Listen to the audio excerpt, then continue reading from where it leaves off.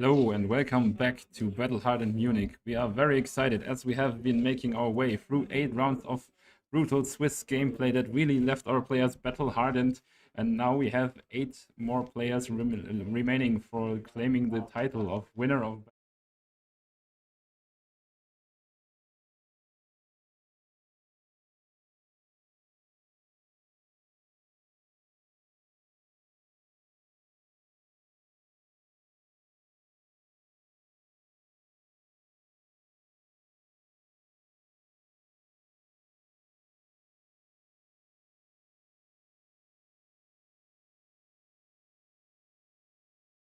So Jean-Luca, as we mentioned, if Yes, he's able to win this last round, he will be in the final cut. And now we are checking which players do we see now on the live stream. And there's again Jean-Luca against another Syndra now. No, the Syndra is not correct. If you are watching Gravy Bones against a Florian, which we will be having corrected soon, it's Kim Scherer on Florian against Jean-Luc Zorco on Gravy Bones.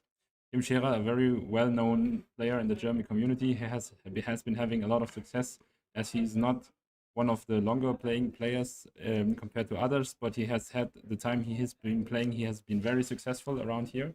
And so we will be looking to put his name and everything on the right side. And as we can see, once again, Florian being a very vital part of the meta gameplay here now, Germinate doing its thing.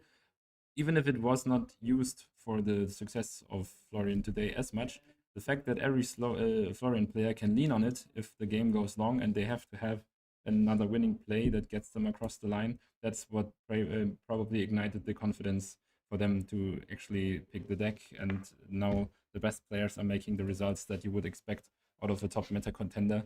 So Florian is definitely back, I would say. Absolutely true. And as a Gravy Bones player that you are, Toby, what are your thoughts about this matchup against Florian? Would you think he has a chance, or is Florian with full strength strong enough to beat Jean-Luca here in this top 8? I think Florian against Gravy is a bit of a strange matchup because Florian can, of course, present a lot of rune chance now that he has access to Germinate, but Gravy, on the other hand, also has a lot of blues in his deck. So when it gets to second cycle, when Florian tries to be looking at his strongest, Gravy will also almost always have all the blue cards in the pitch so that he can prevent a lot of rune chance anyway. So either the Florian is going like really over the top and presenting like 30 or something rune chance, while the Gravy is at 8 or something below 10, then that can be the deciding factor of the game. But that would be a very block heavy and almost looking to fatigue style of Florian, which I don't think is what is Kim playing here today. On the other hand, so Gravy on his side has probably against every Earth hero the fear of being maybe fatigued because you can kill the allies relatively easy with the Earth heroes if you do it right for Florian. But I think it's also true that you can maybe find a hand where Gravy is low on the blocks, then you send in a Felling of the Crown to get some significant damage through. Then you can let him maybe hope for a red hand, which is very unlikely in Gravy, but then you can have some rune chance coming through. I think it's going to be very interesting for me to see how the Florian is planning for the Gravy matchup here, because of course it's not easy to get the rune chant plan through the Gravy. Something like Trot Along maybe will help him to get the go again on his weapon to just clear an ally for free and then have some follow-up that can be meaningful to push the game into the Florian's favor. So maybe what is your thought? AV1 should be enough for Gravy Bones here, and what piece of equipment do we see he has changed? Yes, that is the boots. I would assume that is 100% correct. Also following it up with Crown of Providence, of course you have a block 2. Florian is not drawing any cards. You cannot prevent the Plow Under from happening, but you can, because Decompose will happen on attack, but you can maybe get other cards you don't like out of the arsenal to fuel your turn with something you need more for the plays you want to make. And apart from that, the standard AV1 don't need that Mage Master boost that much. The game is slow anyhow, and so it's the best piece in my opinion to give up for another arcane damage prevention. And you only need one, luckily, because it's a rune chant matchup after all. That's true. And the Millennium Tree, maybe he has the chance to stick it around for 1 or 2, or at least sometimes he's able to manage to keep this tree alive for 3 turns. But I don't think this will really matter so much that you have to bring more than just one piece of AB with you. I mean, with Everplume Live, you could probably try to cycle them back into the deck in the late game.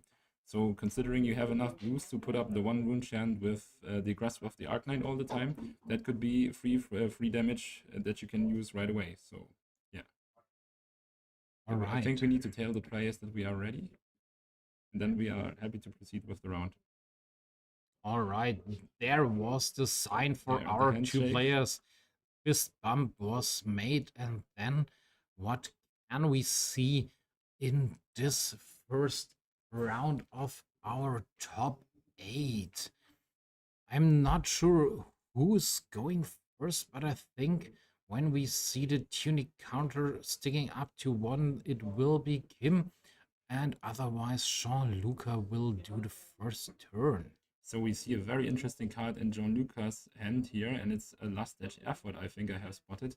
So Gianluca actually coming prepared that this might go to fatigue, and what can he do about it? Well, probably a last edge effort. So he put it in his deck, so to be prepared if the Florian is trying some kind of fatigue shenanigans. And we see once again from Gianluca, here's the very strange gold token, and he's also presenting the allies to the left side of the screen again. Yes, we saw it already in the last match of the final Swift round, and it seems like his opponent is fine with that decision, that he's putting these allies beside the gear pieces so that he can remember how many and which ally is here to play in the graveyard. I mean, it would be crucial, of course, to mark the allies in a way that the opponent can differentiate between the allies that are in the grave to be put aside and the allies that are actually on the board, because it, of course, makes a huge difference for the opponent facing the gravy. But if the opponent is fine with what Gianluca is doing here, there's no reason to intervene. And also, once again, talking about fatigue, I see a remembrance as well in Gianluca's hand. So he's very much equipped to combat fatigue, as that is the most probable line that the Earth Heroes will take into him. And so let's see if Kim is on an aggressive plan here, or if he will try to fatigue him as any other player would before. But talking about the remembrance, he is happy to get rid of it now to draw a card from the golden tipple. So maybe he's not too sure about the length of the game, or he's also considering the fact that he might have more than one remembrance in the deck, which is interesting as well. There is a block in front of the golden tipple. Attacking for 1 go again. So no damage is dealt to him. And I think he used the floating resource from the chest piece to play this card. Now he's able, because he will close the combat chain. Yes. Then there is another blue card in the graveyard for this turn. And with Scuba and the activation of the hook, I think we will see another card is played. Oh no. Oh, he already created some gold because of the golden tipple. Yes, and the portside exchange as well, so he can use the hook freely here. There is the Scuba making another gold, putting in the yellow from the deck, which is the Remembrance. That's probably the reason why he was happy to discard it earlier, because he knew he can get it back with Scuba now. And then again, the best anti-fatigue tools that Gravy can muster.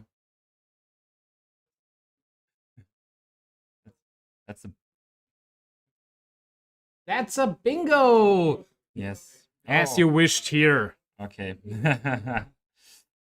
Yeah, you can see now that the Gravy is, of course, using all his tools to stay floating, no pun intended, concerning the cards in his deck. And let's see how Kibben will approach this matchup now. Ooh, there's a channel Mount Heroic. So what we have been seeing on stream before Florida Blue is happening right now before our very eyes. That is looking to be a lot of damage. Here's a E-strike.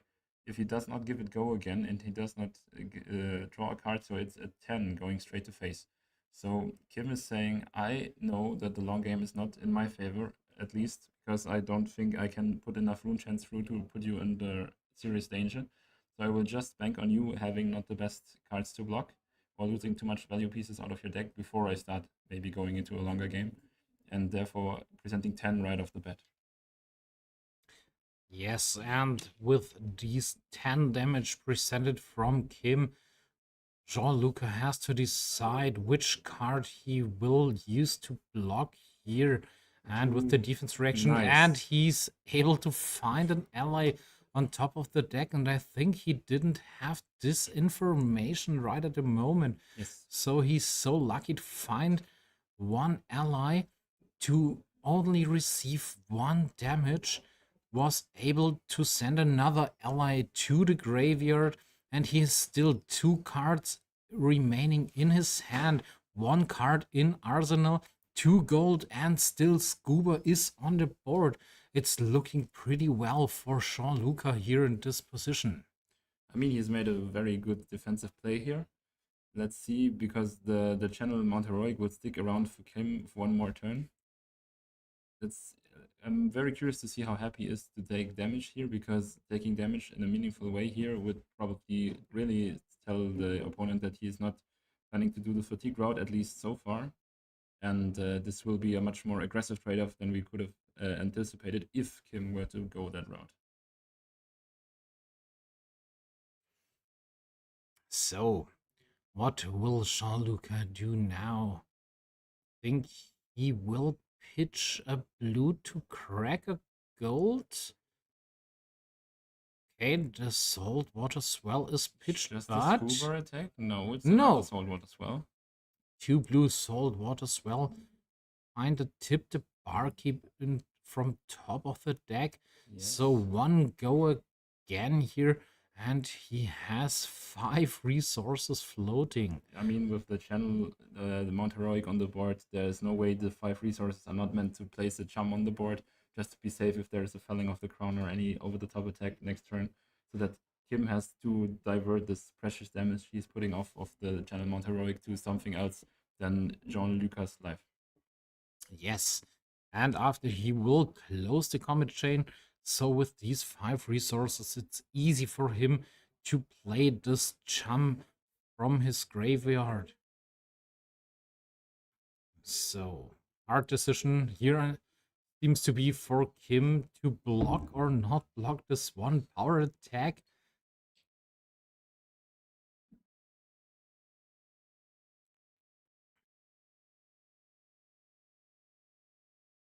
Or did I miss here something? Did our players forget to change the life points on the tablet? Because I think Kim received the damage, or didn't he? Not too sure yet. But if so, I think it can be easily fixed, because our players, of course, are writing down their life totals. So if we have the suspicion that they will not follow up on it, we will check again. But for the 1 damage, could have been missed on stream, but if it continues, we will check in with you and confirm the life total.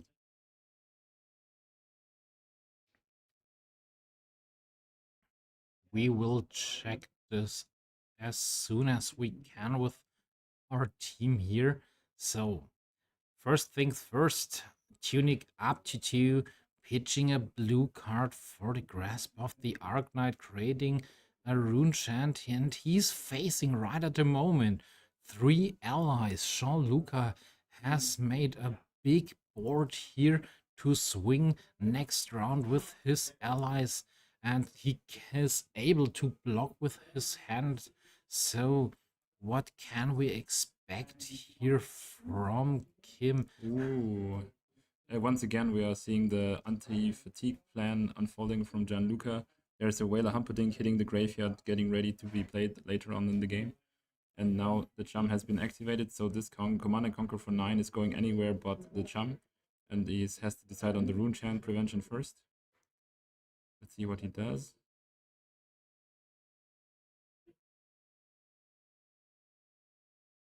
He will, of course, take his information that he can get by using his compass. Checking the top card. But will he use the AB to prevent this one damage from the rune chant or not? The arsenal will be safe. Oh, and that's good. Activating here the chest piece because he has sent one ally to the graveyard, using this one to prevent the arcane damage. And now Chum is hit by this huge command and conquer with 9 power, but Kim will see how he will play the next turn with Channel Mount Heroic still on the board because he was able to pitch 2 Earth cards to keep this around.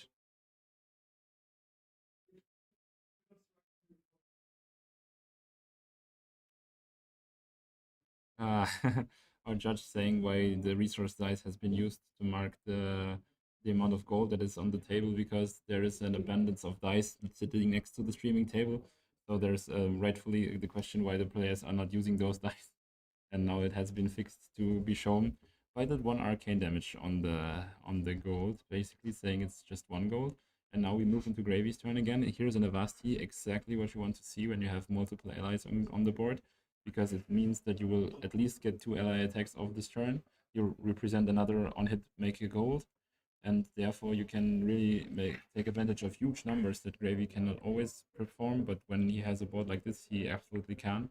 And it looks like Gianluca is intending on exactly doing that. So, what will we see here now? Hook activation is interesting. Maybe there will be a tipple from Arsenal. Are you sure that there will be a tipple? I mean, we already saw the first one. There are only 2 remaining in the deck. Is he able to have the second tipple here? And Avasti was also pitched now.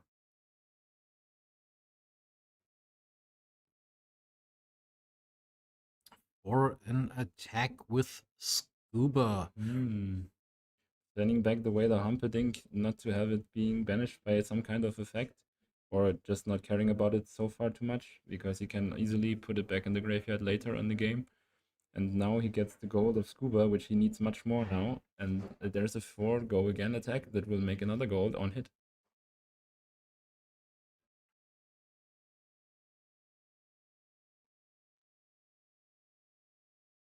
Seems like no blocks from Kim here. And then we can see he's also counting on our tablet. So he's at 35.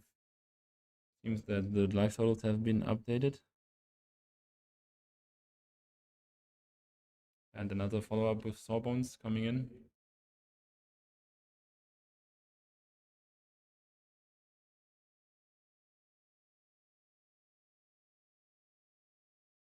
Total of 10 damage. Very clean Gravy turn so far. And he's happy with that. Having 2 more allies, having made 2 gold this turn. That is absolutely the decent type of turn you are looking for when you are playing Gravy.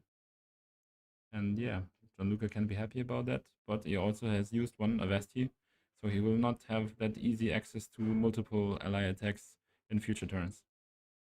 There is the Enlightened Strike as first card played from Kim for this turn for 8 go again because of the buff from Channel Mount Heroic, and the second one was placed under the deck as additional cost from the Enlightened Strike. And I think he's targeting the face of Gianluca. I think he should. He really needs to get the damage out of this Channel Mount Heroic value. But I think there are 2 sunken treasures in the hand of Gianluca. Yes, and the port side exchange, if I see that correctly. Will he block the total amount of 8 damage with 2 sunken treasures here? Are there yellow cards that he can turn face down? I don't think I have seen one in Kim's deck right? I can only say that he's contemplating exactly what you are talking about now. He's using the compass, getting the maximum information. But if that is the block you want to take, you can pass on the gold here because you already have made free. And life total is a resource in this matchup because if Kim gets away with his aggro plan, then Gravy is getting in really deep trouble and he needs to prevent that from happening. Maybe you can explain me why he's using Sawbones right at the moment. Well, as I said before, he it's not that easy to get the value out of multiple attacks so far, and maybe he's thinking Kim might just send another reaping blade at my sawbones anyhow, so I can get the value here and prevent the life. But it's not another reaping blade at sawbones. It's actually command and conquer for 9 at the arsenal and the face, of course. With only 2 cards remaining in hand of Sholuka, I think there's no good chance to prevent the on-hit, or he will use the Crown of Providence here to send his card back from the arsenal to the deck to draw an additional card, taking some damage maybe here. What I can say for you watching at home, when you see someone pointing from the player cam from Gianluca, it is because one of our judges, Evelyn, has joined the stream table to be looking at this game and helping us keeping it clean. And therefore, if something is being pointed out, that's him assisting our players to find the right play according to the rules. And there was the block with the Crown of Providence, saving this card from Arsenal to be gone to the graveyard. And the Channel Mount Heroic is also no more on the field for Kim, so no pumps for the next round for him. All I can say is people say gravy players get rich when they have enough gold. I say gravy players get rich by drawing 400 euros, as shown now by Gianluca, using that Eye of Ophidia for full effect, getting to look at the top 2 cards before you get to draw off your gold token. So you can, in gravy, actually decide what you want to draw and maybe as well what you want to find off the top if you want to use gravy or prepare a Sword Water Swell or whatever your need might be to unlock your turn. So very strong play. Gianluca here, just by pitching something to his gold. I think I was lying to you because I can How see in dare you. Kim's hand there's another Channel Mount Heroic. So Ooh. maybe we will see another pump on the next turn because he was able to find the next one, but I'm not that sure if he's so lucky about that, or will he use it for blocking, or will he play it? I mean, there aren't that many Earth cards right at the moment in the graveyard.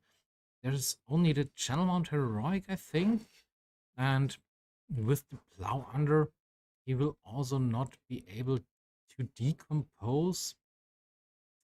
But +3 on every attack for this turn, it is a strong card. So let's surprise us what we can see now. The prismatic ley line is played here from Jean-Luca. I think he just wanted to get it out of his hand, right? And now sending in the scuba for 6, which is not bad, but not great either. He can get 6 on hit gold now. So and returning a prismatic ley line back to the deck because of the attack from Scuba. I mean, Gianluca probably wishes he would have had the Sawbones left because it would have been an attack for 8 now. But still, maybe I think it's the more disciplined play to use Sawbones there to be sure that if Kim intends on clearing him with the Reaping Blade, then he has had his maximum value. Although one could argue when you have a Channel Mount Heroic up that you want to get the max value out of it anyway, so probably will ignore allies for a turn and get back to them the next turn, and then you can risk not using the Sawbones there. So, Scuba's attacking for 6, and there we can see the block with the Plow Under. Kim is taking another 3 damage here. And he's able to get some Earth card into the graveyard. And I mean, Without an arsenal from Jean-Lucas' side, it could be the best card to block here for Kim. Otherwise, there isn't that a good effect for him. One counter on Tunic as we head back to Kim's turn. Now he's trotting along, trying to get rid of that Sorbonne probably, which he is right away. Nothing that Gianluca can do there. He will just lose his trusty ally. Unless he has a fearless confrontation in hand, maybe, but let's see if that is going to be the case.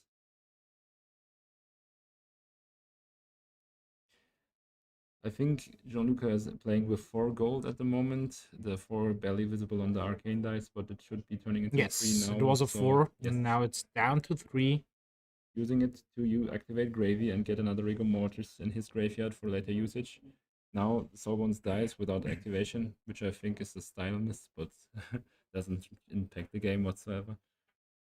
And Kim is checking his graveyard, maybe looking for his decompose options. Yes, he was. Here is the plow under. Not getting rid of the arsenal, but you have to start somewhere with the decompose train, of course, to get Florian online and somewhere in the future. So the first 2 Earth cards are banished from Kim and just sending a 2-power attack. But I think he really wanted to start the decompose here, keeping that Channel Mount Heroic in his hand to prepare for the next turn. Gianluca already taking the info he wants to have, whether to use all the cards in his hand or if he can get rid of one to get rid of that 2 damage coming from Plow Under. Of course, he will almost always lose some defense value here, but not so badly that you would say, I will take the cards and I'll take all my cards and just take the damage. So yeah, I think it's reasonable that Gianluca takes a moment to think here, just not to have any unnecessary damage that he will be angry about later on in the game. So here he is taking the 2 damage, going down to 32 life, and Kim will pass his turn with the Channel Mount Heroic in the arsenal. What can we see here? Jean-Luca has still 4 cards in his hand. I think there is a Conqueror of the High Seas and 2 blue cards, or I'm wrong? I mean, I think there are 2 blue cards. Will he standing here the Conqueror of the High Seas for 8 go again and another swing with Scuba maybe? Or is this a prismatic ley line? I'm not that sure. I think we're looking at a Graven call to the grave, a Vasti, 1 Conqueror of the High Seas, and I think there was a blue Jittery Bones as well. So all blue hand, no problem of activating the Conqueror. I think the only question is if he wants to send both, or if he wants to, yes, prioritize the call to the grave to just get another ally if his plans fail. And I think that's the more disciplined thing to do. And he will still have 2 resources floating from the Conqueror play anyway. And then you can probably put up another Rigor Mortis. So we are going in for 14 again, putting in the Chum into the graveyard because he has the Rigor Mortis for this play already. He can set up the Chum for later turns. And he will be safe for something like a Felling of the Crown if he can make it work. But it depends if Kim will, of course, use Grasp of the Arknight in the Felling turn, because if he doesn't, he can send Felling on the straight to Gravy's face, no problems. And there we can see 2 blue cards were pitched from Jean-Luca. 2 resources are left. 8 go again on that Conqueror of the High Seas with an on-hit. When he's able to manage destroy this arsenal, he will receive another gold. That's the big boat coming in for Gravy here. It's actually the Flying Dutchman, probably, according to the lore. And this boat will take everything from his opponent, especially his arsenal.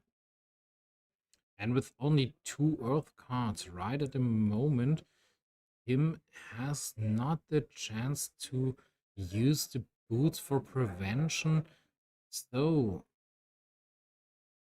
Using the headpiece and making Gravy okay. discard a card. But I think there are no cards left. Yeah, Kim really wanting the draw here. Really didn't like his hand probably. And also wanted to save his arsenal and get value while doing it. But with that, there is no on-hit happened from this Conqueror of the High Seas. So he will keep his arsenal. And now Jean-Luca can swing with Scuba. No other ally was played. Really wanting to get more gold ahead here, being hesitant about more of damage for the rigor mortis, rather saving it for later. But he's having a bit of a gamble here, putting back the plow under into Kim's deck, because that is a card that can absolutely come back to bite you in the late game. So let's see if the game will go long enough that the plow under might come back to Kim. That's true, but otherwise, this was one of the cards with Earth in the graveyard for Kim, so he was able to sneak around for the next decompose, slowing down the hero ability of Florian, trying everything to stay away from this point in the game where Kim is able to create the double amount of rune chance every time. And now we're seeing Jean-Luca ends his turn. Kim is ready for his turn. So maybe he will start things off with the Channel Mount Heroic here. Yes. Pitching another blue Earth card. So Channel Mount Heroic will be alive for the next turn. And there it is, a 6 go again because of the pump of Channel Mount Heroic. And with these card played, once again, a very cool usage of Swarming Gloomveil back from the old Briar days, getting the maximum value out of it. Yes. So sending in 6 basically for free, which is only something Gravy can wish for, because all the 6s of Go again he has are the kind of cards that need either High Tide or an ally destroyed to properly work. So what will Jean-Luca do here? 6 go again, not knowing what will be the last card in the hand of him. There is a full block with a Tipple and a Saltwater Swell. That should not be a full block, because Tipple is blocking for 2. He Oh, will just take 1 damage. 2 block. Down to 31, leaking 1 damage here. And will he have another blue card to create a rune chant and swing? No. And the turn with 1 card in arsenal. 1 token is placed on the Channel Mount Heroic and an Earth card was shown. General once again getting to stick around due to the piloting of Kim, sorry. And then we have the High Seas finding both triggers once again. Jean-Luca very lucky at finding all the cards he need off of this the High Seas activations. Now having 3 allies to work with, a Chum, a Rigor Mortis, and an Oyston. Chum can be played as well right away, because he has put an ally into the graveyard. But knowing him for how he behaved before, maybe he would just send another Scuba attack and put an Oyston to the board and have a card for Arsenal. But as I say this, he is using dead threats. So 4 resources on the board now. Blue has been played, of course. So we are probably going for the Chum. And with that Chum on the board, what are you sending? Are you just sending the Chum? Or are you trying to do another Scuba attack regardless? I think it depends on the hand. But maybe... I think Jean-Luca is contemplating when the third plow under might arrive.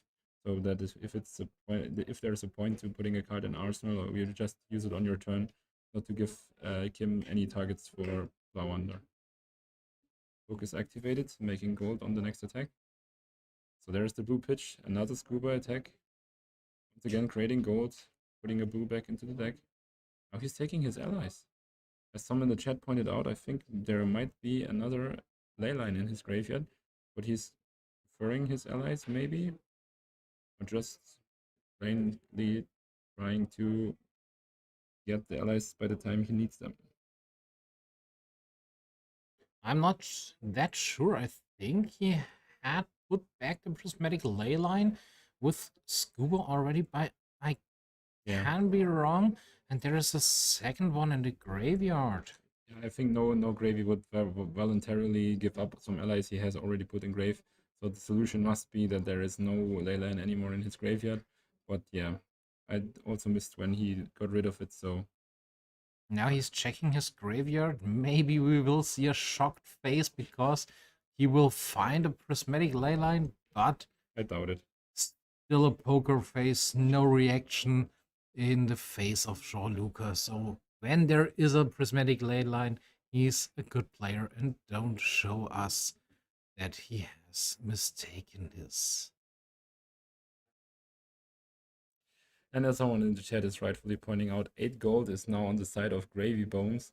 So any arguing about not enough gold being created on the tipple play on the tipple ban now is probably not in a good spot to argue. But then again, the Gravy players evaluating what the ban did to them were not looking at Scuba before, and Scuba entering Gravy has given the Gravy players a lot of leeway to get in some more gold if you needed to, and we had to do that kind of play to adapt, but it is adaptable. So the devs said if Gravy would stick around to be good, then they were right, because we have those tools, we just didn't use them.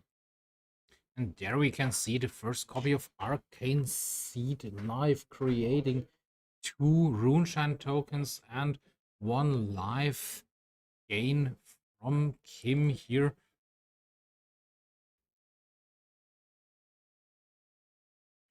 There is a Rigor Mortis discard, activation of Chum due to the Arcane Seeds live, now forcing the next attacks to go into Chum as long as he is alive. Once again, Kim is losing value out of the General Heroic turn he's playing.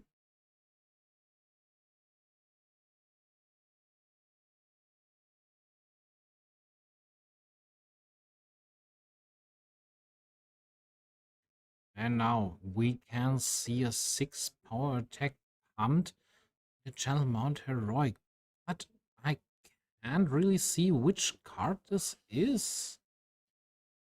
Not sure I know the artwork as well, but as long as it's functionally only attacking into Chum to clear it, it really doesn't matter what card it is, probably.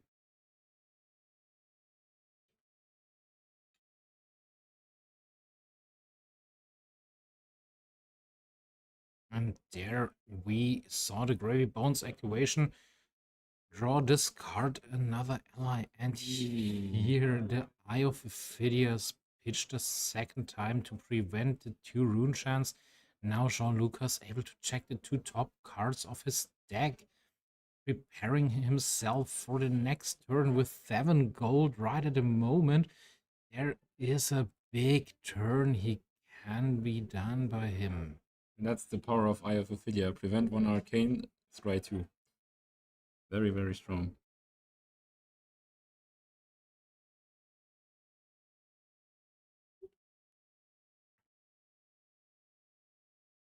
Outed. Yeah, the attack we were looking for is outed. You can see it on stream now. Thank you for our technician and you guys in stream for pointing that out.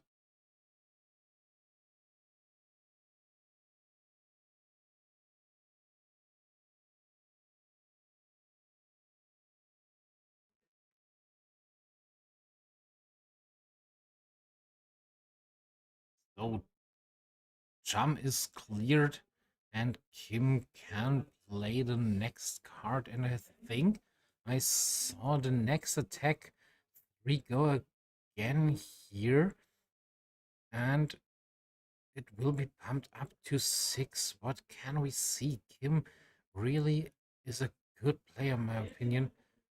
He's always thinking, oh, it's a blue version, so it's 4 go again. I think that should be a scuba clear, right? It's very nice to do so.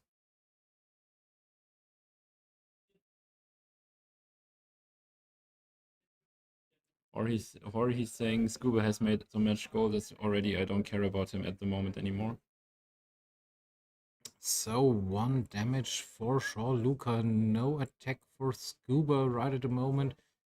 The lovely dog is still there, and now falling off the crown. to 11.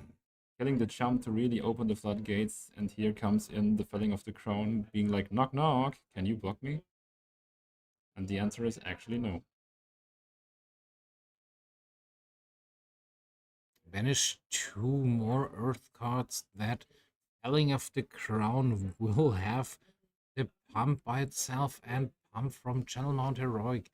So 11, one card has to be put on the bottom of the deck from both players. Kim has no cards in his hand, so only Jean-Luc has to do this.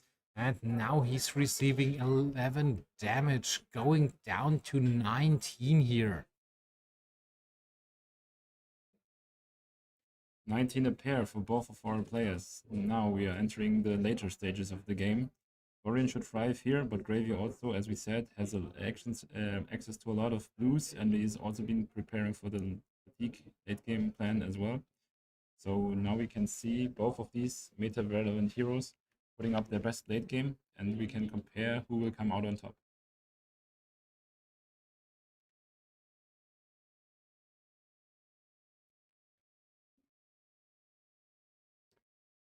So, with Scuba still around,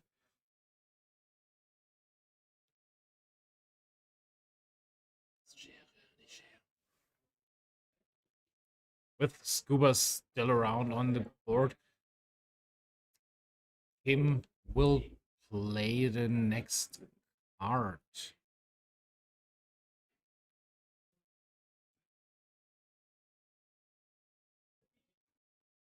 Both players were on 19 life, so he was able to gain 1 life back, going up to 20 now here. And 1 card to the deck, and Germanite was pitched, creating a rune chant, and I think we will see the typical play. No, we don't see it. There is the 3 power go again because of creating a rune chant token here.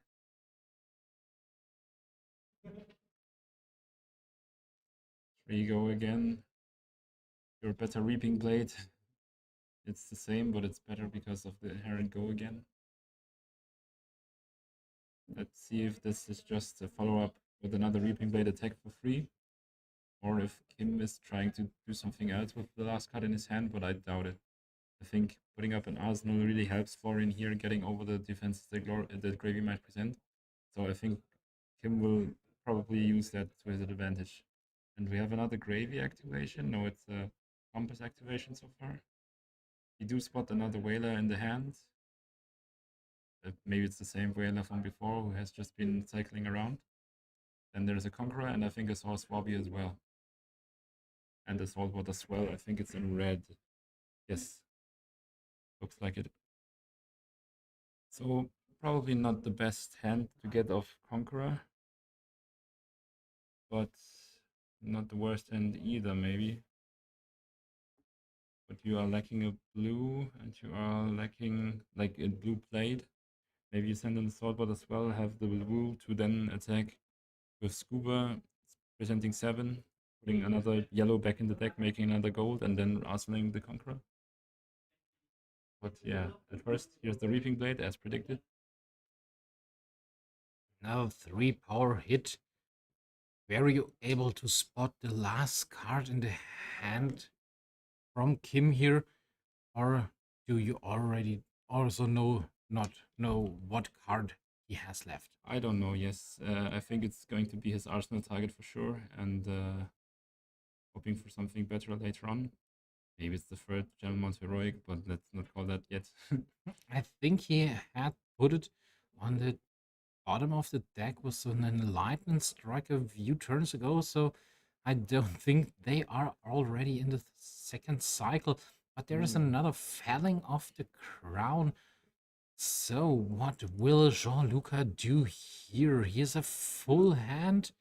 You already mentioned there is a Conqueror, but no blue card, but he has so much gold left. Yes. Cracking gold, digging through the deck, finding some blue cards, hopefully to find a way to get a way to play this Conqueror of the High Seas. And I think there are two sunken treasures. I think it's just one. It's the Soul Oh Water no, Swell there's a and the Ley prismatic ley Line. line. I think if I were Jean-Luca, I will try to play the Saltwater Swell, and if I get lucky, I can play the Conqueror right away. If I miss, I can just send the Conqueror without go again. But Still cracking gold here, yes, digging deeper into the deck. One resource is left, 3 gold left, and I think he has drawn another ally. he has no blue go again so far, and he has no way to discard this ally. That's the problem he's facing right now. Gravy Bones is activated already in the last turn of Kim, so also no chance to get rid of him. And Soul Bones, this was the hero, the ally I have Ooh, seen. that's also not what he's looking for. Another prismatic ley line, or That's another prismatic ley line, and most importantly, not another blue. So still no Conqueror go again to be found. The question is how deep does he feel himself being in there? Is he going to go all the way, or is he saying, all right, I should probably play the value I have, send this Conqueror for just 7, still threaten the arsenal, and set up a ley line for next turn?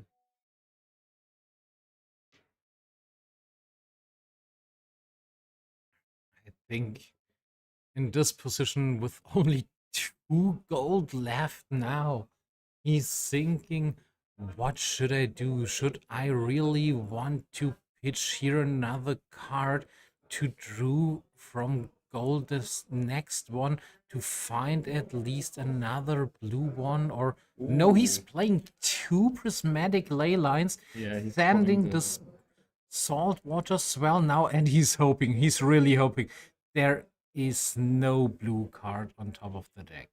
So it depends on what kind of swell it is. If it's a blue one, this will be coming in for 7, which is great, of course. And it is. So yeah, he risked it all on the draw. And what he was hoping for is, of course, to get the blue, because that would have enabled him to play another scuba attack and have the Conqueror for Arsenal. Now he just has the Conqueror for Arsenal, but that's also not the worst place for Gravy. The only thing that should concern Gianluca is the fact that he has been sacrificing that much gold for the turn now and not having the outcome he was looking for. But it's not a bad outcome either, so he can get away with losing that much gold. He has a scuba after all, he can get some gold back in the future. And yeah, but it's more about the mental game, because we have seen Gianluca in the semifinals getting a lot of blind rips of the cards he was playing, the boost resources he was needing to push forward. And when you feel like your deck is now turning against you and just finding allies and not the colors you want, that's the signal that you might be in for trouble. And I think that's what is really on Joe Lucas' mind now, because this turn was not bad, but if the deck leaves him colorless or in the wrong colors, then he might be in for trouble down the road. So, what will he do now? Oyston, the free ally, is casted because the blue card Salt Water Swell hits the graveyard now and is also attacking for 3 without. Oh no, for 7 because of the prismatic ley line. He also received the buff.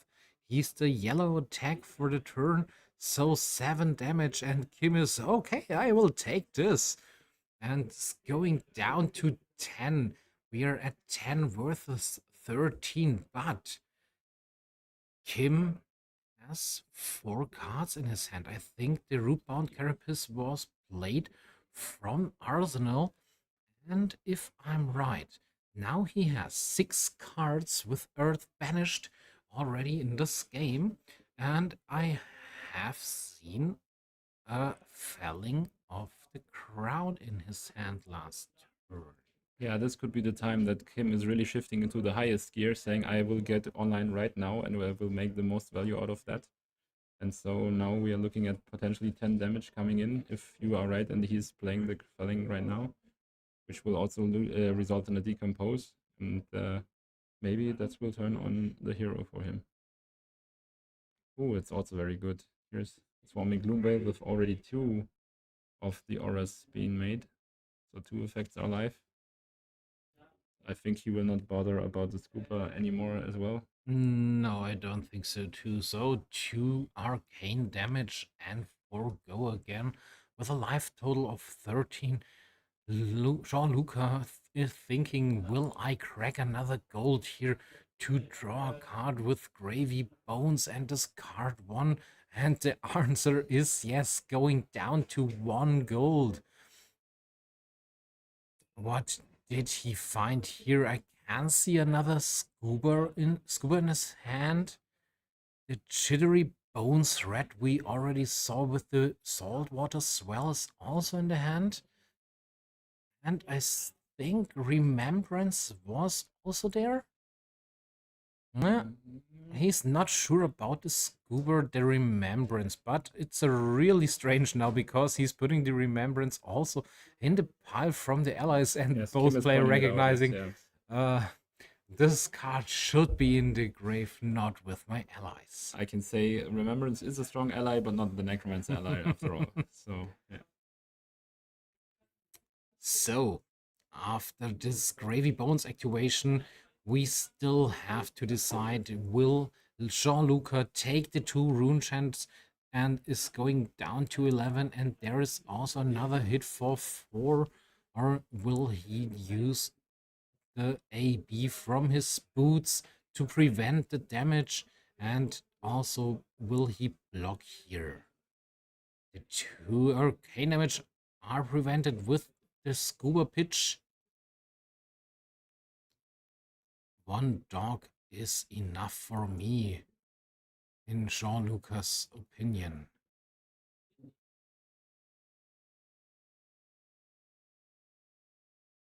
But still, 4 go again. On the stack, nothing happened so far apart from a few gravy shenanigans.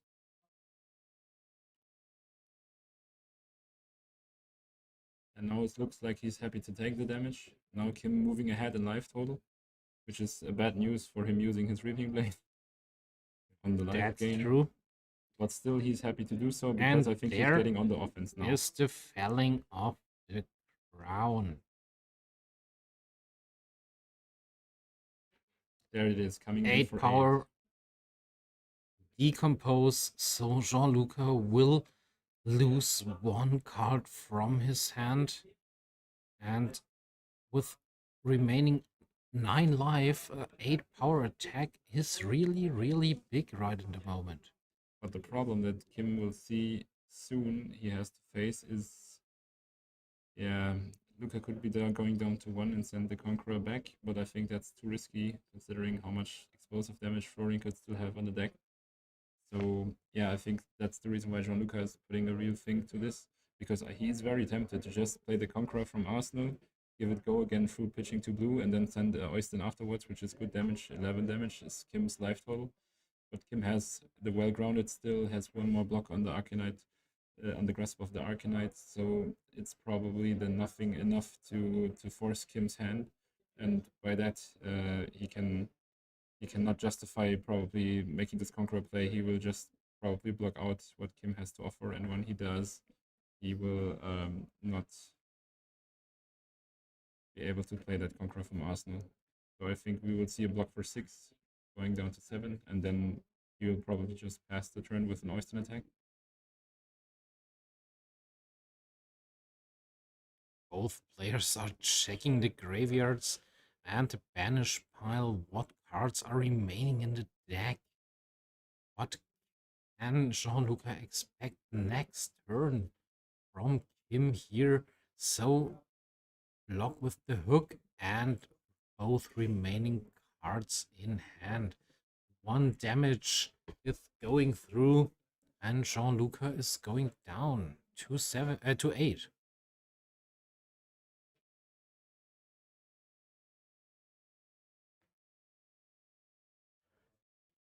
Really puffing off his cheeks here, like, wow, I dodged the bullet here, and now is the turn that I was predicting. Here's Oyston for free. Not the great damage you are looking for, but better than nothing. And I think if Kim's hand is not aligning as he chooses to, then he will be probably happy to just block the free. And he is. There's Autumn's Touch once more on blocking duty, being a good Earth block free. Back to Kim, we can see a Trot Along in his hand already, and it's immediately being used in order to give go again to his weapon. but he doesn't care. There's the plow under. So there we are, looking at the plow under, getting rid of his arsenal. I don't think we are in the stack yet. Should not be the plow under that he has been sending back with Scuba before, but it's proving my point that plow under can be a problematic card from the late game. Now, That's true. there we have 6 go again, and the arsenal for Gianluca is gone. Good Conqueror of the High Seas back in the deck at the bottom. Now we are seeing 6 go again, and with the remaining resource, Kim will attack again with his sword for another 3. Yes, it's a 9 damage, meaning a lethal attack. There has to be some block from Gianluca if he wants to survive. And it's not the worst thing for him now, because he has still some of the allies on the board that he can utilize. But of course, he's not happy to being forced to block already.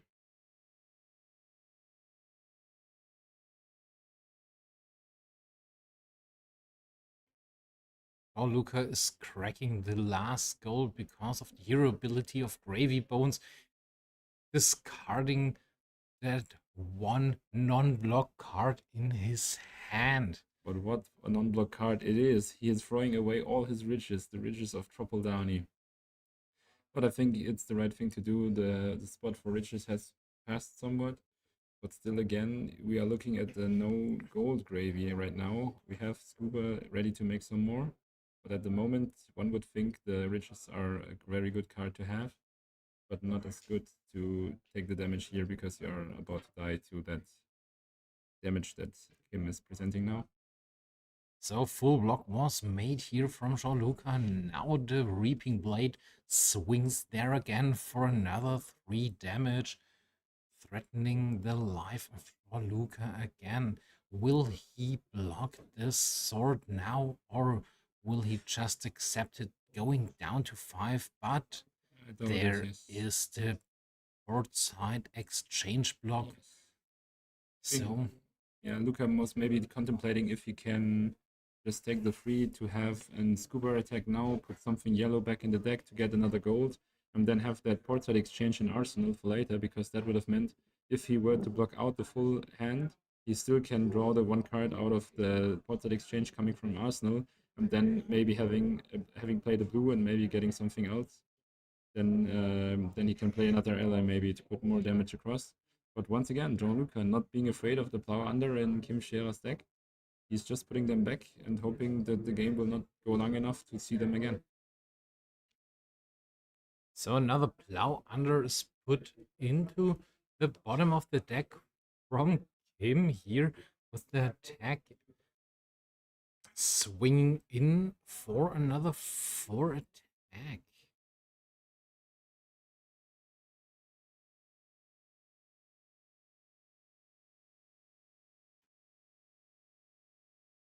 Our judge, beautiful, he's putting down the die for us to see. Yes, this Dogo also attacks for 4 power, and there we can see the block creating another 2 tokens, this time a might token for our Florian player, and with the prevention of the boots, no damage is dealt to him. Another Swarming Gloomwave play, another good one at that. 2 rune chance buffed up by 2 mites is presenting 8 go again, like a makeshift falling off the crown. Very much damage to Gianluca if he is not careful. So 8 damage, 2 from the rune chance, 6 from the attack action card.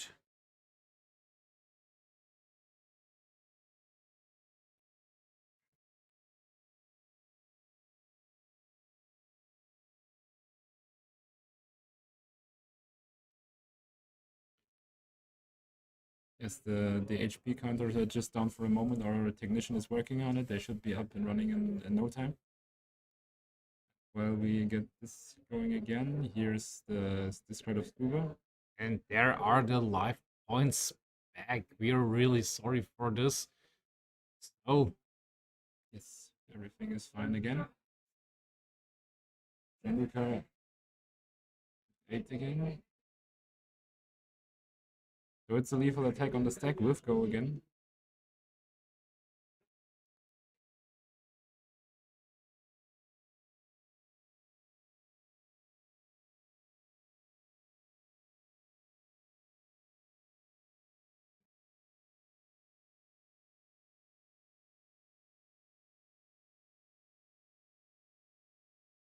It's using dead threats to prevent one of the rune chants that is coming his way, accepting the other one though.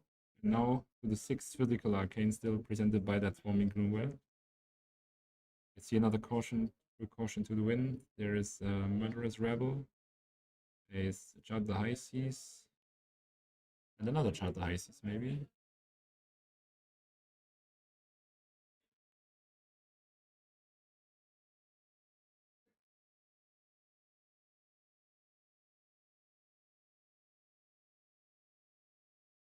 Hard decision what to do here. Jean-Luca will to be 100% sure that no mistake will be done here. And he's blocking with 2 cards. The precaution to the wind, I assume, has been blue because he's covering it fully. So now it's the Reaping Blade from Kim. Another 3 power attack with his sword.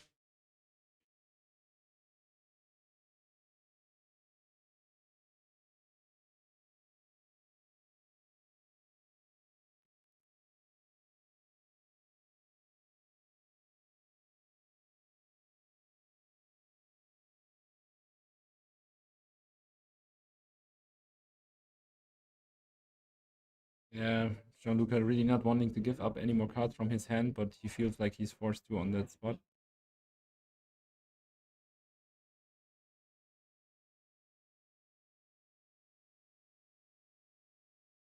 I think Kim is in a really good spot here. Every turn he threatening so much damage to Jean-Luca, ignoring both allies right at the moment, and he's so good prepared. There is a German Knight in his hand. Maybe this German Knight will change things now.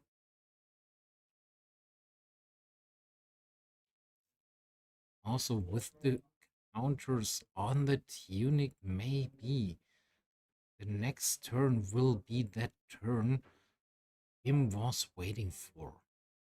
Yes.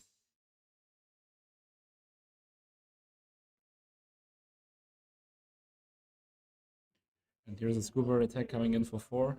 I think if Kim likes his hand, he will absolutely just be happy taking the damage here. But he's giving it a very good think, obviously, because of if you go too low too fast, a double ally attack, if it were to be crafted together by some effect like a Vasti or something, can mean that the tides can turn easily. Scuba attack 4/4. And Kim is like, okay, I will take that. Going down to 7. Jean-Luca because of the German Knight, maybe? Now he can heal. Yes, he can, but I think as well he was probably looking at his offense and thinking how much damage can I present next turn, and is that enough of a threat to the Gravy player that I can justify just taking the 4 here? And he was making a confident and very clear decision to say, yes, I have the offense I am happy with, and I will move to action now, using Tunic right away to fuel his turn. And as I said, there is a Germinate, pitching a lot into it, so there should be plenty of rune chance here. So we are hearing that X is 4 on the Germinate pitch.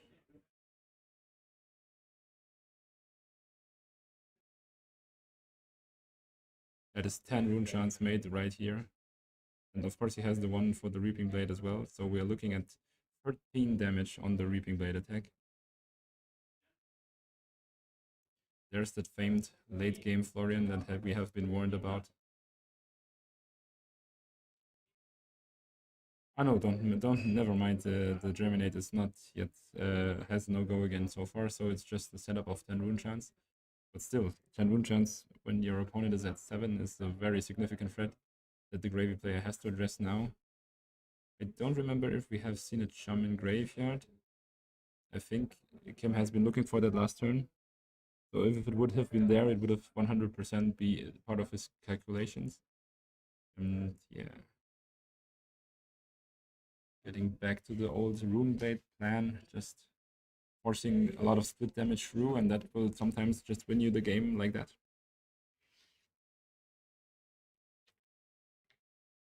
What can Jean-Luca do here now? He's knowing there are 10 rune chants now for Kim. What can I expect to do? Is there a way to deal 12 damage or over 12 damage to Kim here? He only needs one card in his hand to swing with that sword, and then there are 13 damage right in front of me. And 12 damage is already quite a lot to do and to pull off. So if you wanted to get more damage than that, it needs to have a very good alignment of attack actions that he can use. So he's probably just representing lethal. And if he were, one card from Kim would be more than enough to stop him from dying on the blocks. And then he has maybe something bigger than just a Reaping Blade attack, followed by the 10 rune chance. So from the perspective of Jean-Luca, almost like you are looking against a Guardian player who has resolved a cast with the Goldmine estate, or a KO player having resolved the cast Bones before. Now you know that you're in a lot of trouble for a lot of damages coming your way next turn. So Gravy Bones was activated another time, going down to 1 gold here. Another Chum was put into the graveyard, and we see the next blue card. I think it's Avesti was played from Jean-Luca here. Now he's able to cast another ally from his graveyard. He's checking around. Is there anyone I want to see again on the board? And there is a Sawbones. At least he can also prevent one of these 10 rune chants. Maybe he's the right decision. That's not the usage of a Sawbones you're looking at when your opponent is at 12. So, of course, you will do what you have to do, but you will not be happy about it. There's the Sawbones hitting the grave.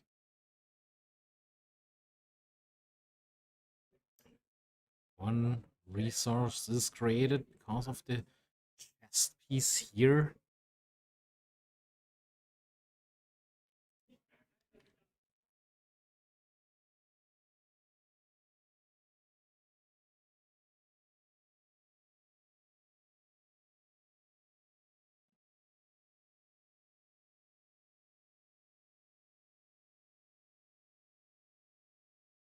There's a blood in the water in the hand of Jean-Luca. Not the best card to prevent one of the 10 rune chants. And we are getting started with the attack of Sawbones. 6 go again because of the Avesti. And going for another clean block is Kim, now representing 6 through this red Rootbound Carapace decomposing. And still leaving him with a 3-card hand so far. And yeah. Let's see if Jean-Luca will try to find some ally off the top to play this Jittery Bones for go again. It's the 4 attack. He does not know the top card probably. It is a blue, so there will be no go again. It's a 10 total damage. And considering that Kim has been blocking out the 6 damage that has come before, he will probably just be happy to take the 4 and move on with this next turn and really hand it to him.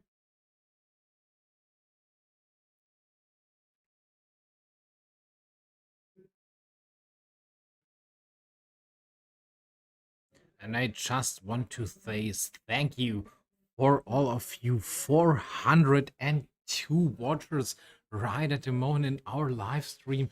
We're over 400 people right at the moment. Thank you so much. I hope you are happy with us. Now, him trying to get the best offense he can, and that is a Strength of the Forest Seasons. Let me see what is he presenting on that. It's 6 plus 10. It's a 16 with his opponent at 7. We see 2 blues, 2 yellows. One of them does not block, so have at least 2 rune chance to be prevented by that ally if you don't want to use Gravy, which he has the option to, being on 1 gold. He's hesitating. He's thinking, do I really need to, or do I just convert this one to prevent some rune chant damage anyway? So Gravy Bones is activated or not? Oh, Jean-Luc is not that sure if he really want to do this. But he has to find a solution for these 10 rune chants. Will he activate Gravy Bones to get rid of one of these yellow cards in his hand?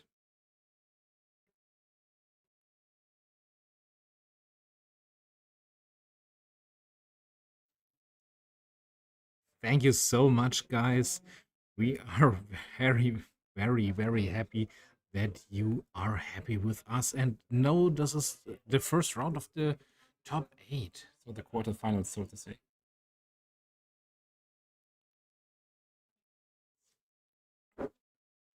Here we can see the gold was cracked, Gravy Bones was activated to draw another card. And what card will he throw away? Another ally. So is Jean-Luc definitely deciding or planning on surviving this turn? Pitching 9, create one another resource because of the chest piece, prevent all 10 rune chants, but there is still a 6 power attack and he's at 7 life, knowing that anytime he will find the next Terminite, it will be the end if he's not able to pitch so many cards.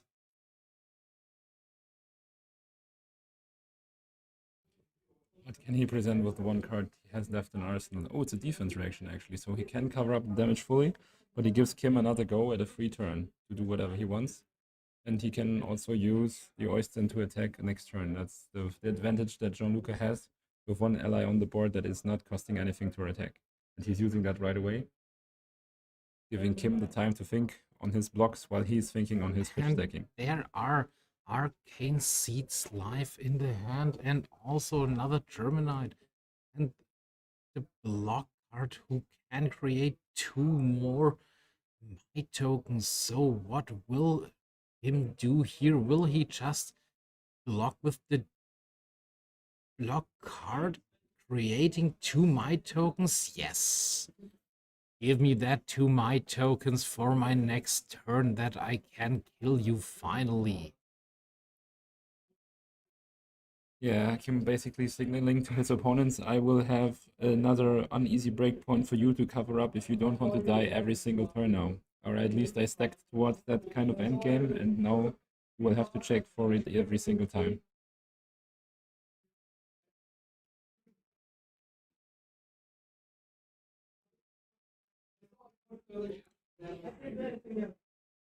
One of our judges, it's again having a bit of a word with the players. I don't know what the meaning of it is, but it seems to be fine. Jean-Luc was a little bit shocked in this moment, but everything seems to be good now. And what can we see from Kim?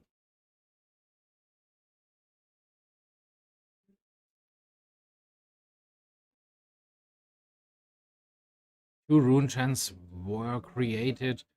Rune Rager Swarm pumped by the 2 Might tokens, up to 5 2 rune chants with go again.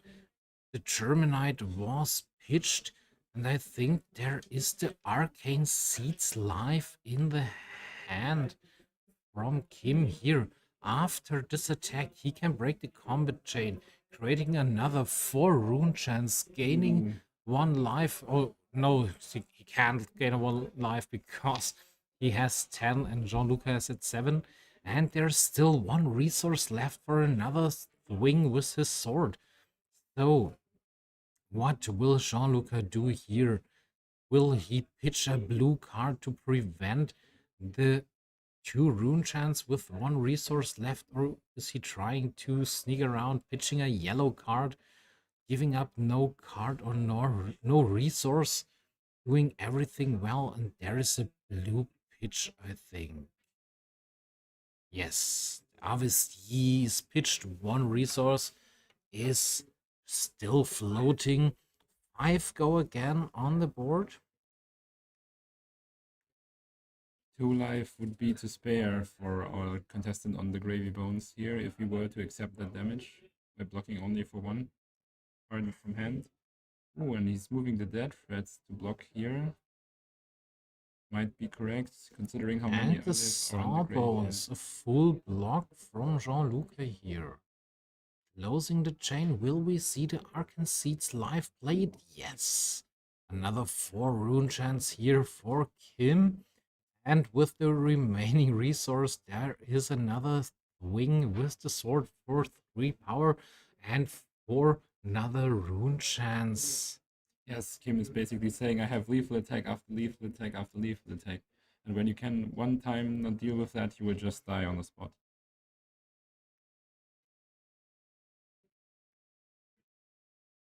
It's not too bad for Gravy so far, but there will come one bad hand eventually.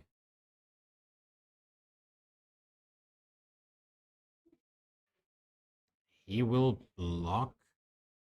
No damage is dealt from this attack, but no cards remaining, so only Oyston will attack again for a 3 power attack. And what is in the hand of Kim? I think I have seen a felling of the crown here. Ooh, that would be crippling for Gianluca here. While he has his most trusted employee or ally on the board doing all the hard work all the time, I think this Oyston has been coming in for like 15 damage already over all these turns, and he will continue to do so as long as his undead master wants him to do so. And there, the first card is a beautiful Enlightened Strike for 5. Go again. And when I'm correct, there is another felling of the crown with a blue card in the hand of Kim. So he will deal another 8 damage to Jean-Luc. A total damage of 13 with 7 life remaining. Both players now down to 7. Every block is important now. We also see now that Luca has to give up some of the cards that are really precious to him, like this Conqueror of the High Seas, blocking on this E-Strike for 5 here, and now the follow-up of the Felling of the Crown.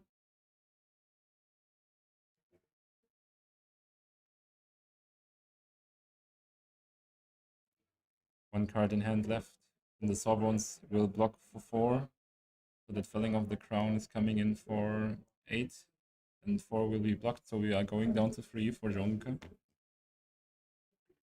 And that's the kind of offense that will really crack the shell of Gravy Bones if Kim is able to put that one up. Yes, he will be taxed once again by the Oyston doing his best, keeping his master alive, but... Hero of the game, Oyston! Yes, Oyston. MVP. Another attack for 3. But I think the one time Kim says, I know that my hand is mathematically for you impossible to block, he will just pull the trigger and say, I don't care about your Oyston anymore. And I think here is the block for creating me another 2 My tokens. Thank you so much for helping me getting more and more aggressive power and attacks to finally save my spot in the top 4. I mean, might be a bit of a sleeper agent ally there.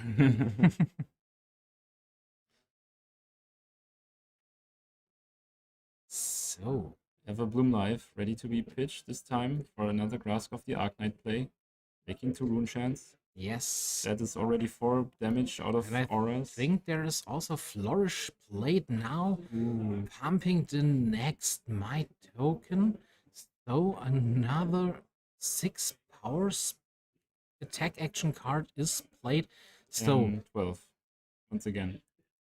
2 rune chance, 3. 10 power attack Is Jean-Luc able to survive this turn, or will he lose because of this big attack? The thing is, Luca is not having any gold at the moment, so he's considering what he can do. There's a pitch for the arcane damage, so he's checking the top two cards, hoping to find something that can help him. But we have seen the sawbones in his hand so far, and the hook does not block anymore. So there should be now two cards that block in his hand. Using the hook would be a block for... No, the hook does not block, but the sawbones can be rested, so there's a total block of 7, which would mean that he would leak 3 damage. And if my calculation is true, that would be lethal damage to Gianluca, who is at 3.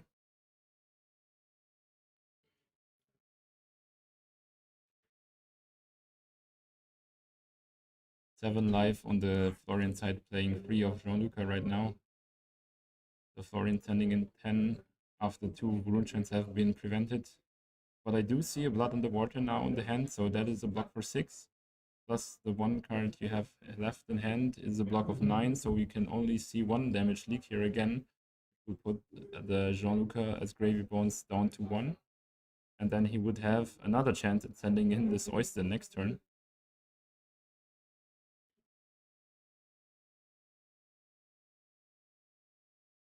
And I think, sadly, one of our judges was able to disconnect our tablet from the table, that we are missing the life points, but we will be there with the life points as soon as we can. We are very, very sorry about that. All I can say is I think the life totals have not changed so far from our last calculations, so Kim should be at 7 and Gianluca should be at 3. And still the 10 damage are on the stack. That will mean that the damage coming through now should be able to be prevented. But looks like Jean-Luc is having another discussion with the judge.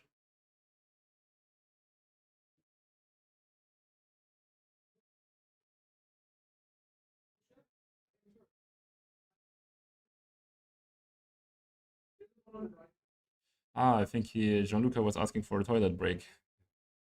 So yes, you can see we have been playing for 1 hour and 20 minutes. If you are being nervous while on this play, maybe you need to take a breather shortly. I mean, as far as I can calculate his hand, he has 1 free block, 1 blood in the water, and one ally he can be sacrificing to the blocks here. So it's a total block of 9. And the total block of 9 so should save him by 1 damage, and he will be going down to 2.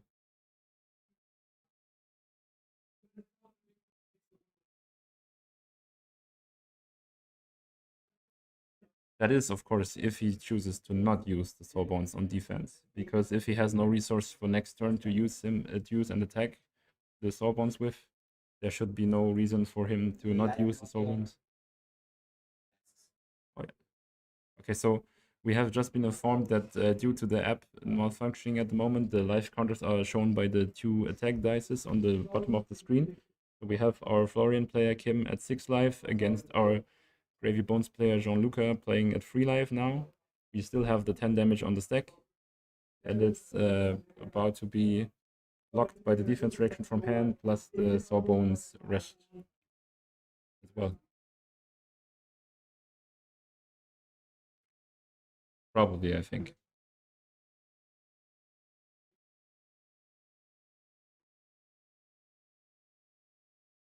I think Jean-Luc will return in a few moments, and there he is. Hopefully back at full power, and now he has to think what he wants to do with this 10 power attack with 3 life remaining. Oh, they are counting the deck size. I don't know why they would have to, but of course he can request it at any point.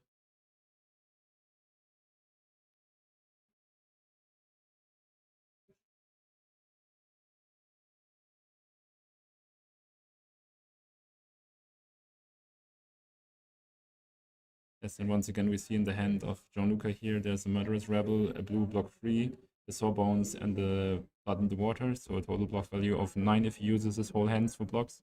He has the option to rest Sawbones as well to block a total of the 10 that is coming at him, but that will leave him with no card left in hand. And he will probably look to maybe find a window to use Sawbones next turn, but with that threats gone, I don't think there is any. That will leave him with the choice to just give his hand and send another Oyster attack for free at Kim. I also think he has to do this, otherwise he will lose on the spot. But with only 6 and 3 life remaining on both sides, it is not so easy. The decisions that they have to do now means everything to this tournament now. Yes, his tournament life definitely being on the line here. One wrong play could mean doom for him. Ooh, he's risking it using the top card. So he must have remembered his pitch deck very well in order to know that he does not need to lose a card from hand here. But then I am curious why he is using the Sawbones here as well. Prevent the whole 10 damage? Yes, he is, but the thing is when he could have taken 1 going down to 1 because he is at 3, no, going down to 2, and then he would have had a up and running Sawbones now to threaten lethal damage on the attack by 1 card in hand, because it does not matter which card it is, he just needs 1 resource to do it. That's right. But now, Sawbones is used. Is he trying to get more allies? No, it's just Oyster now. He's trying to set up an arsenal here. Interesting. I don't see how he will get some more cards in hand here with being at 3 and Kim putting that impressive offense into play here.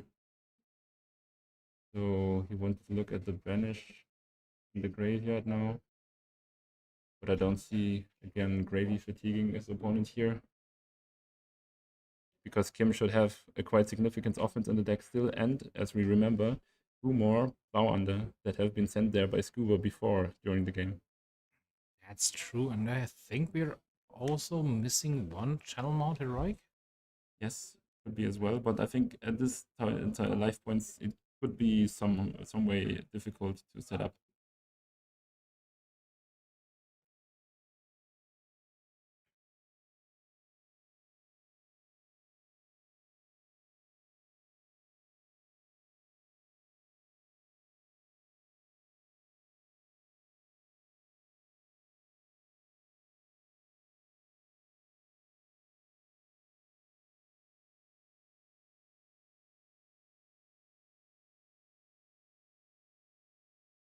Oh, not sure what they want to do now here.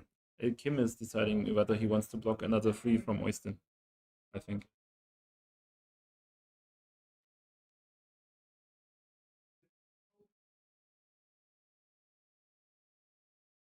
And I think he has used the die we used for the life points here. Yes, he So has. just keep in mind, Jean-Luca is at 3 life points. So far. But what can we see here now? The channel mount heroic in the hand, but it is not played. We've seen the cadaverous tilling. Another decompose from Kim here and sending an attack with, I think, 8 power. 8 power will mean that Jean would need to block at least 6 to stay alive. And we will see how he does it here.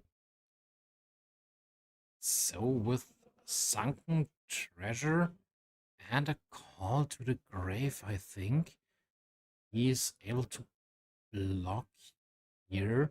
And with Sawbones, another prevention, and this should be a total of 7, if I remember correctly.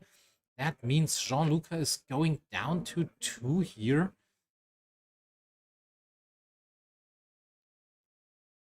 Channel Mount Heroic now in the arsenal.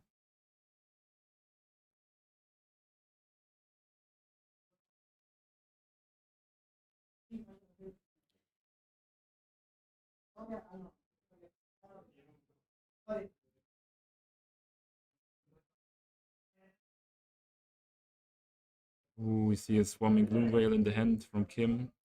That could be a very dangerous threat for Jean-Luc next turn. If it comes to that.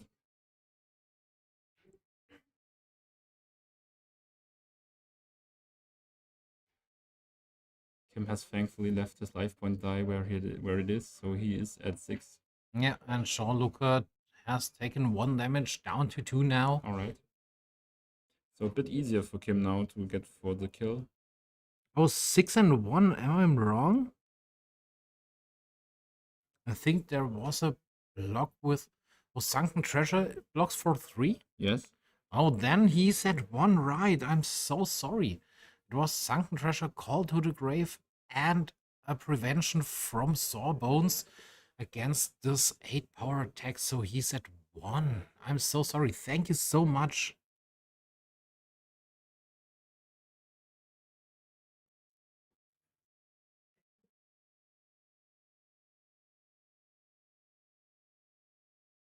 And as we can tell you now, I have been informed by our head judge that due to the other matches being already played, we will have a Dio facing a Florian on the next round. I think this will be a such quicker game. Yes. That Dio will race as fast as she can.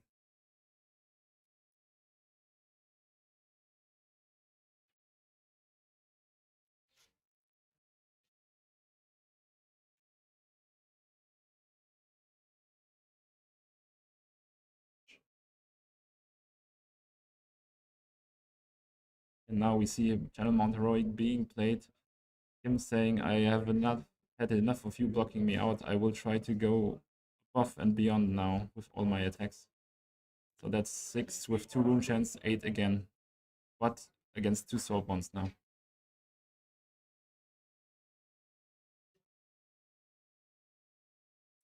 Channel Mount Heroic, 2 rune chance, Swarming Gloom Veil, 7 go again, 2 arcane, just 1 life left for Jean-Luc.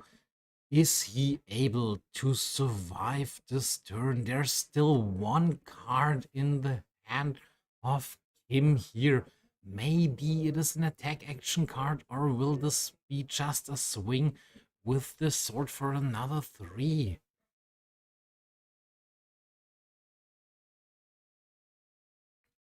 There is the block, Conqueror of the High Seas, Tip the Barkeep, and 1 prevention because of Sawbones.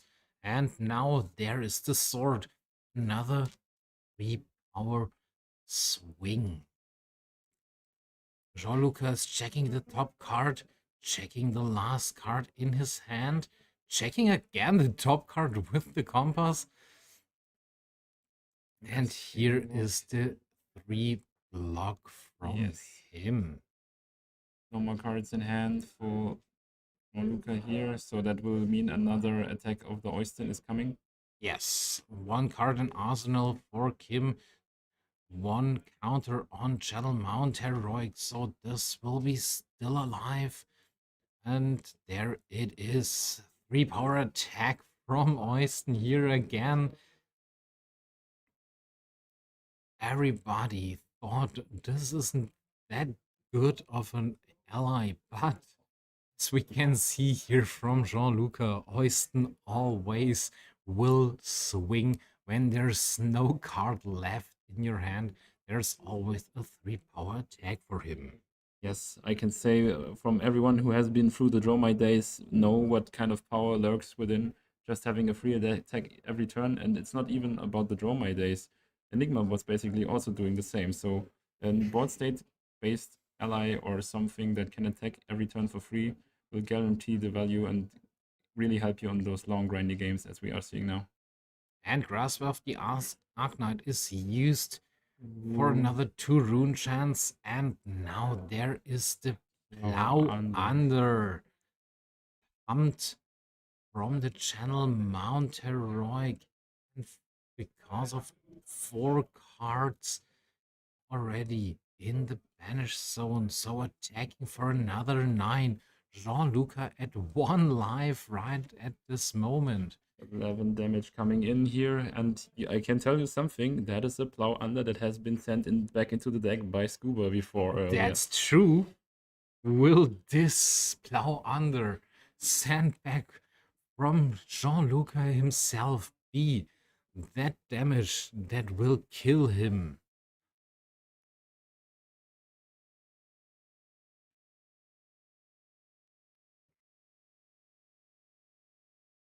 If yes, we would have to do the unthinkable and call Scuba a bad dog for today.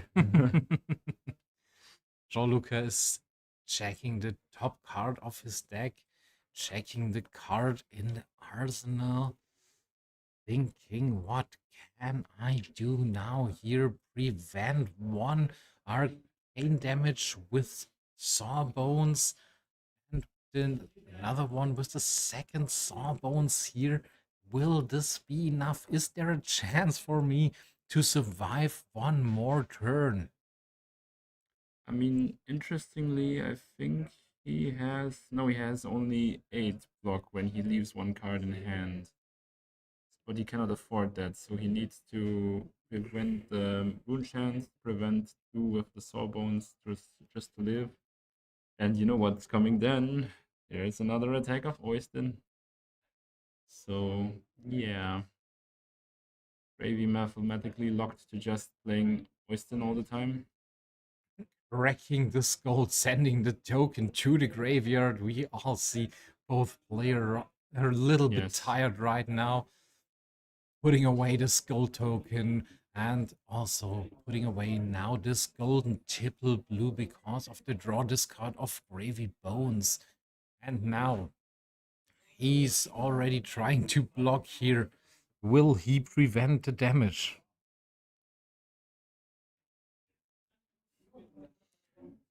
So now he's looking for the free block on the plow under while resting both the Sawbones, so he can probably have something with the 1 blue he has in hand, which is a Call to the Grave, of course.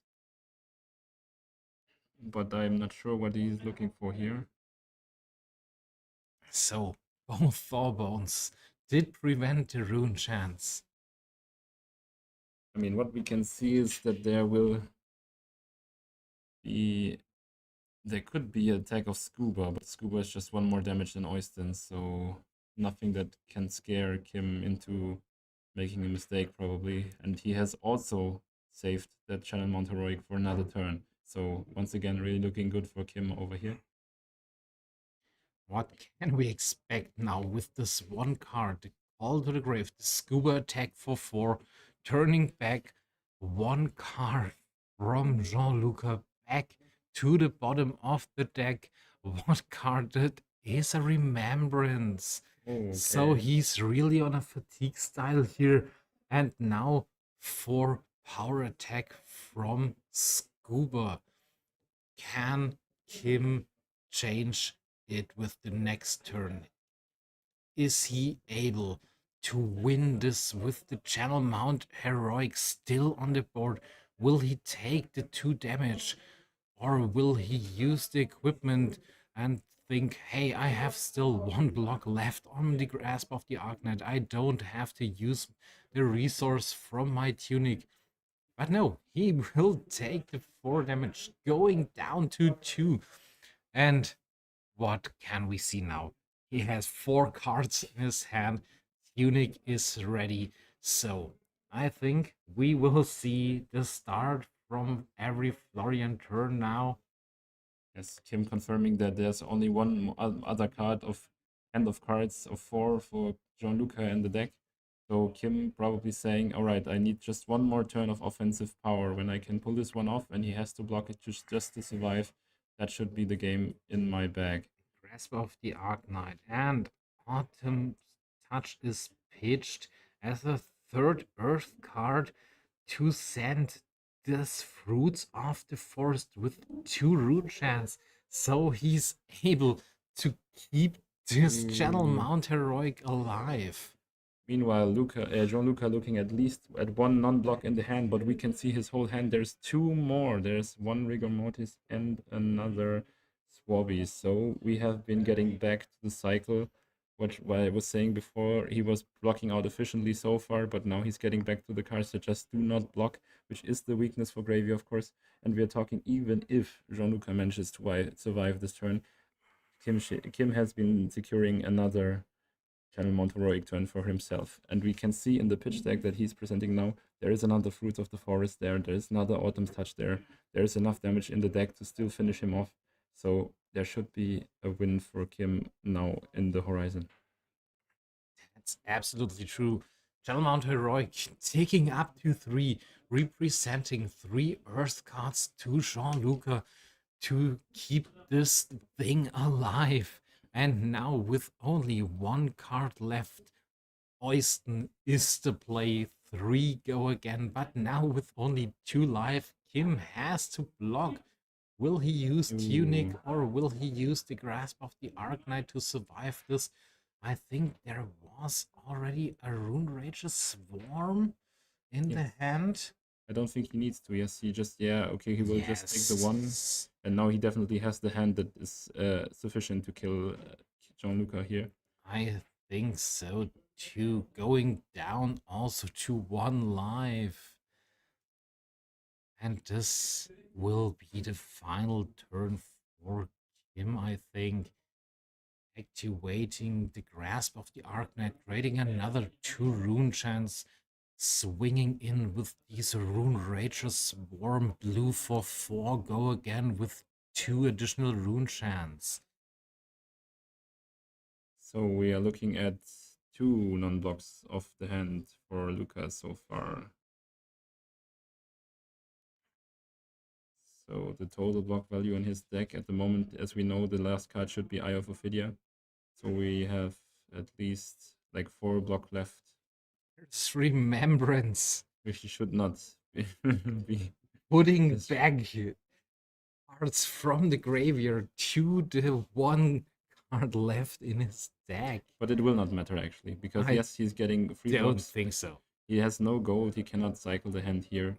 And even if he could, that's 3 more block, but we know that due to the Channel Mount Heroic being active, Kim has so much more in offer here. The Cadaverous Tooling that you can see in the face of Kim cutting down this 4-card deck is not that what he wanted to see. Pitching Scuba for the 2 rune chance, 4 attack, Rune Rage's Swarm. And there's the Tilling that will finish the game off. And there it is. Good game, tomorrow players. Kim Scherer will be moving on to the top 4.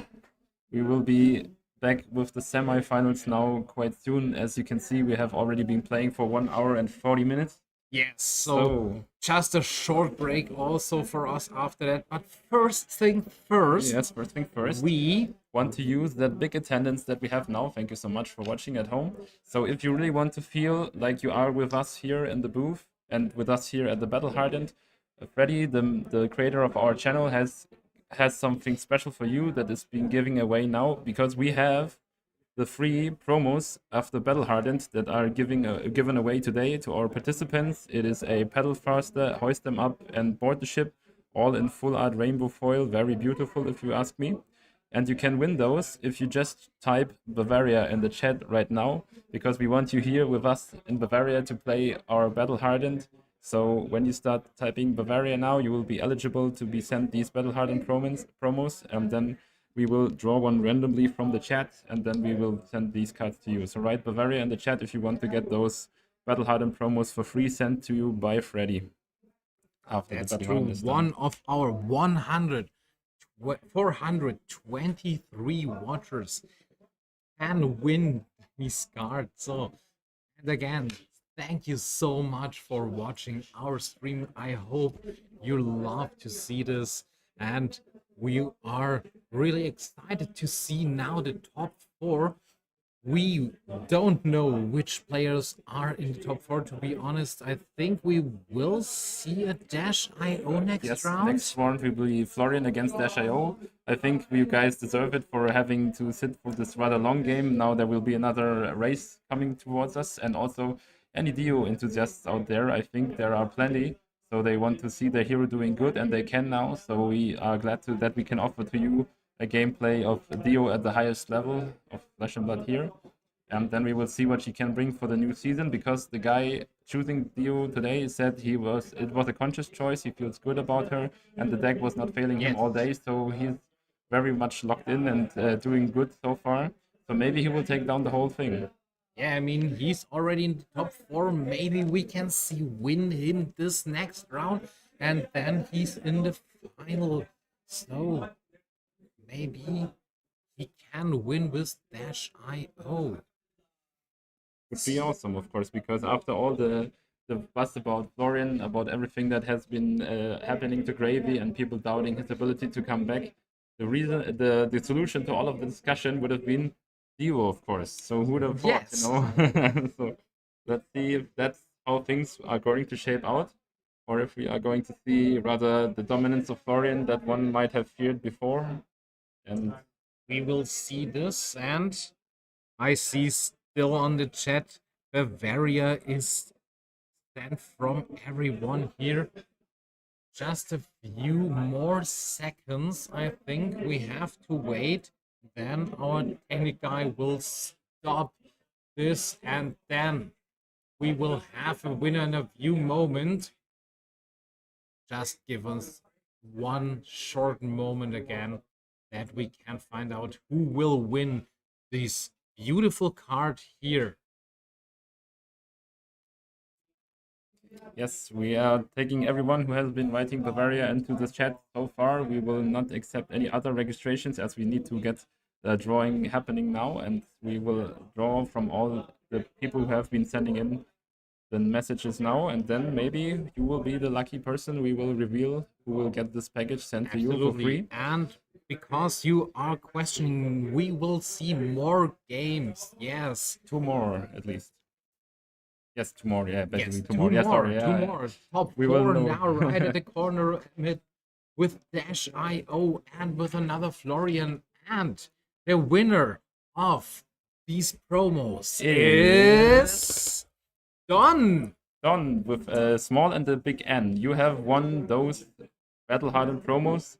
Please send a message to our channel and with your email address, so we can get back to you and send them to you. So again, it's Don with a small and a big N. You have won those promos. So yes, please write a personal message to the channel, the Spice of Sandikai, and then we will get back to you. Congratulations from our side, and we are back right in a few moments with the next round. Dash.io against Florian. Yes. This will be a shorter game. I'm totally honest with you. We will see you in a few moments. Thank you so much. Please keep live with us, and we will find out together who will win Battle Hardened Munich.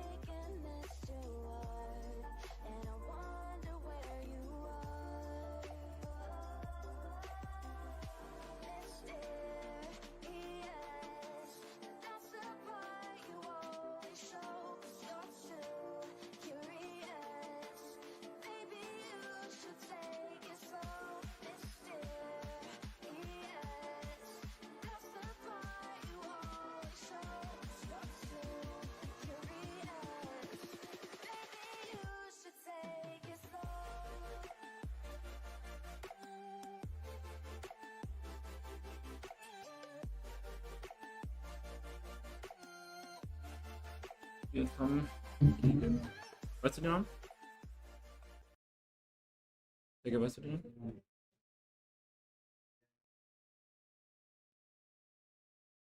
Warte. Also Vietnam natürlich links. Sorry.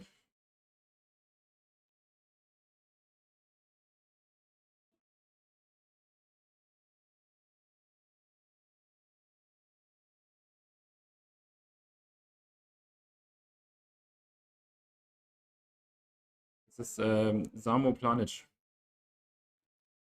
Planic.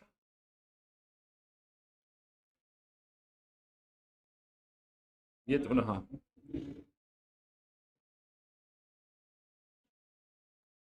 Ja.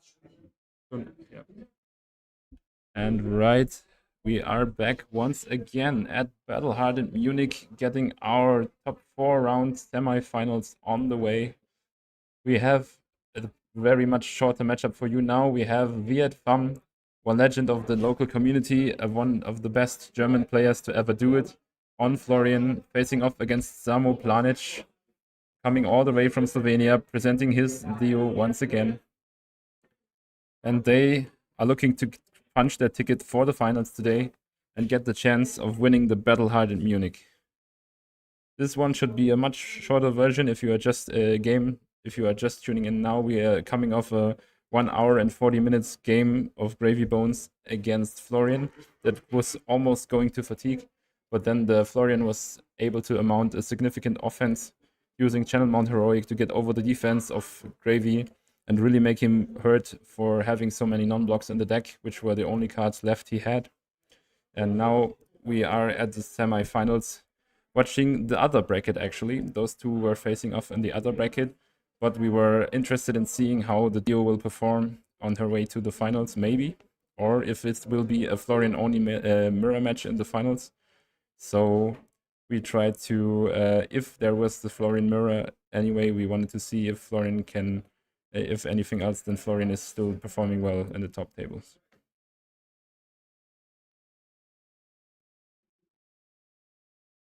All right, so we will use a live counter app additionally to the players writing down. You will see it in a minute. We have to move the live counter up a bit maybe, because the players will of course be writing down their life points, but we have lost our iPad last round due to it overheating for the long day it has been used today. So we hope you can see these life points. If not, we can see them and clarify them at any chance we get.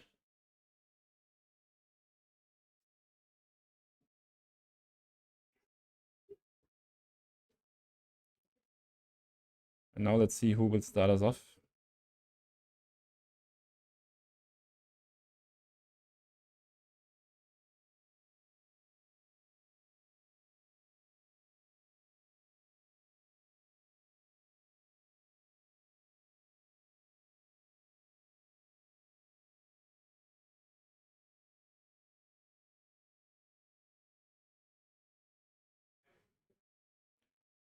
Both players still trying to get hold of what they want to do with their first hand. Of course, they can take the time, they have it now, and we all know that this game will be much shorter.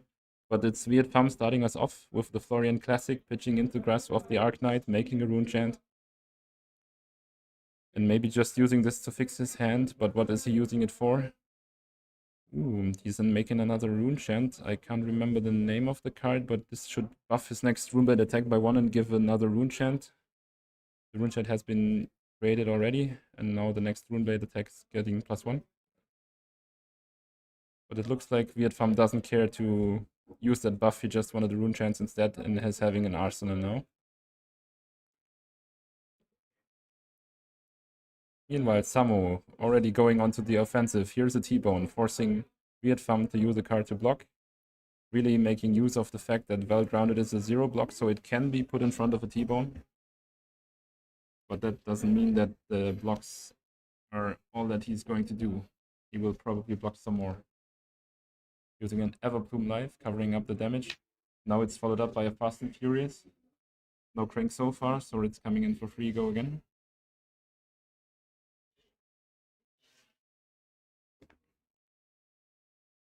So I heard from a player on the floor Our Syndra has lost to the Dash IO last round. So no Syndra is in the tournament anymore. And we see Viet Pham with Florian. We saw Kim with Florian. So there are two Florians. Yes. One Dash IO and the last hero I'm sadly missing. Either an Acilio or another Florian, I'm not sure yet. But at the moment, we see the Pulse Wave Harpoon forcing Viet Pham to block with one more card from hand, leaking 1 damage. And we see Samo having a think here. Maybe he's having a Boom Grenade on top or something else he wants to play. I know they were just waiting for the damage to be leaking, so the Pulse Wave is connecting for 1 damage, and they are cleaning up the combat chain now. So Viet Pham down to 39 lives, attacking in the standard way. 2 rune chants with the sword, 2 arcane, 1 physical damage, and he has pitched his arcane seed live here, I think, to save this card for a later turn. Of course. When he's able to get Florian online to even create more rune chants. So both players were already in our stream today, and we knew Samo is so a good player on his Dash IO. Yes. Just thinking, do I really have to prevent here anything or just take the 5 damage, going down to 31? And that is what happened now. He wants to do everything to get here the most value out of his hand. But I think he has not the best hand at the moment. He has a Heist in his hand, which is not presenting a relevant item so far. And he also had a Boom Grenade in hand, which he was not likely to use from hand anyway. So now we see the can opener again. There's the Tackle Pounder, a tool that you will need into any matchup where the opposing hero is blocking really well. And so he has that to get over the defenses of Viet Pham, hopefully, maybe, in the future. And now back to Viet Pham, creating a rune chant through Grasp of the Arknight.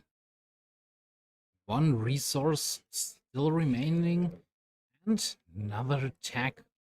3 go again. Swarming Gloom Veil is there with 1 rune chant. So, will Samo take the damage again to send a bigger turn after the turn from Viet Pham, knowing that he has the chance to threaten even more damage? And there is a second one. Yes. Swarming Gloom Veil also for 3 go again. Samu taking the damage down to 24, and there's the third copy. Wow. Oh no. Oh my god. He has assembled Exodia, maybe.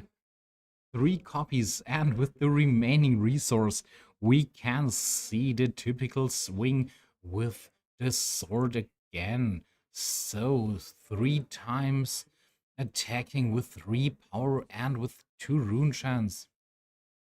14 damage was here threatened by Viet Pham to Samo.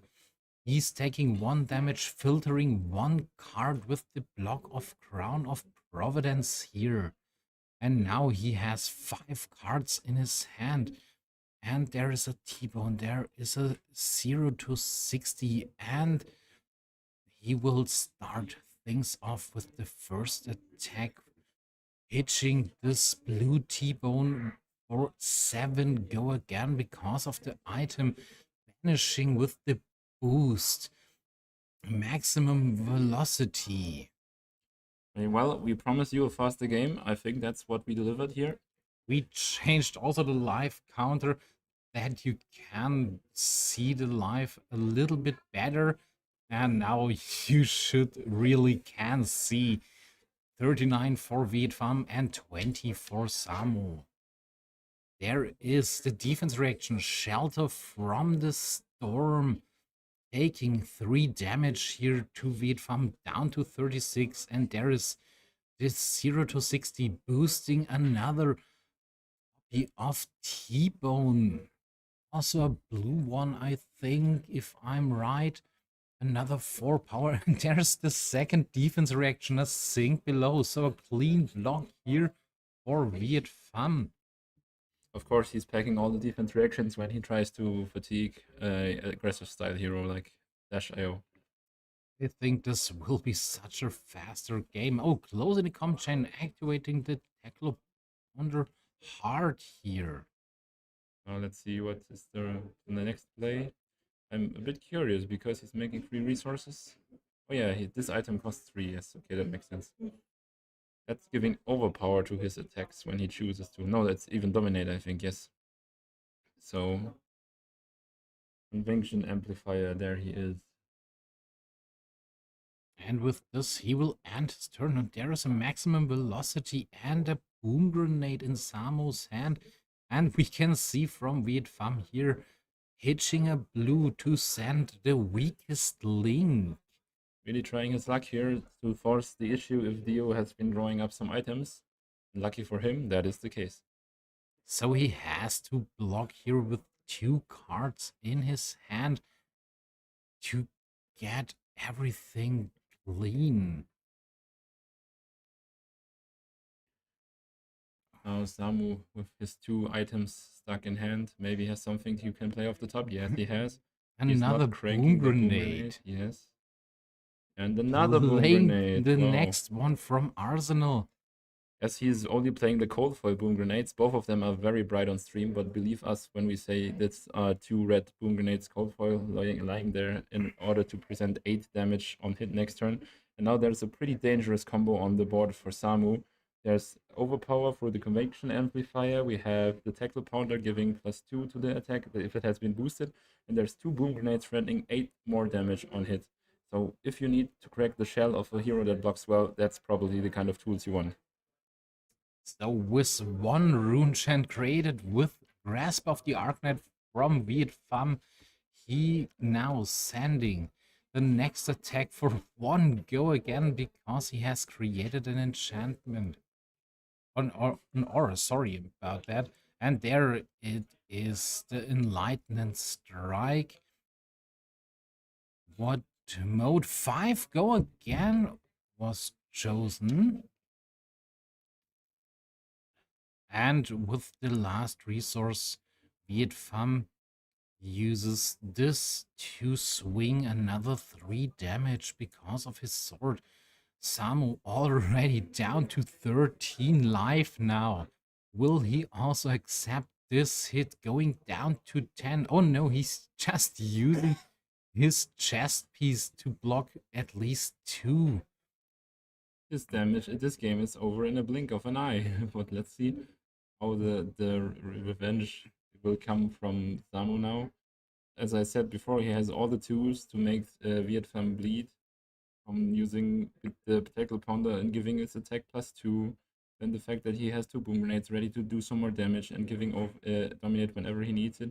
And of course, we can see in his hand there's a maximum velocity there as well. We're looking at a 30 almost like damage turn. So if Viet Pham likes his hand and really wants to force the issue here, he could be gambling too much and receive a lot of damage on the other end. Yes, this is top 4 already. And we're seeing here the first attack for this turn from Samu.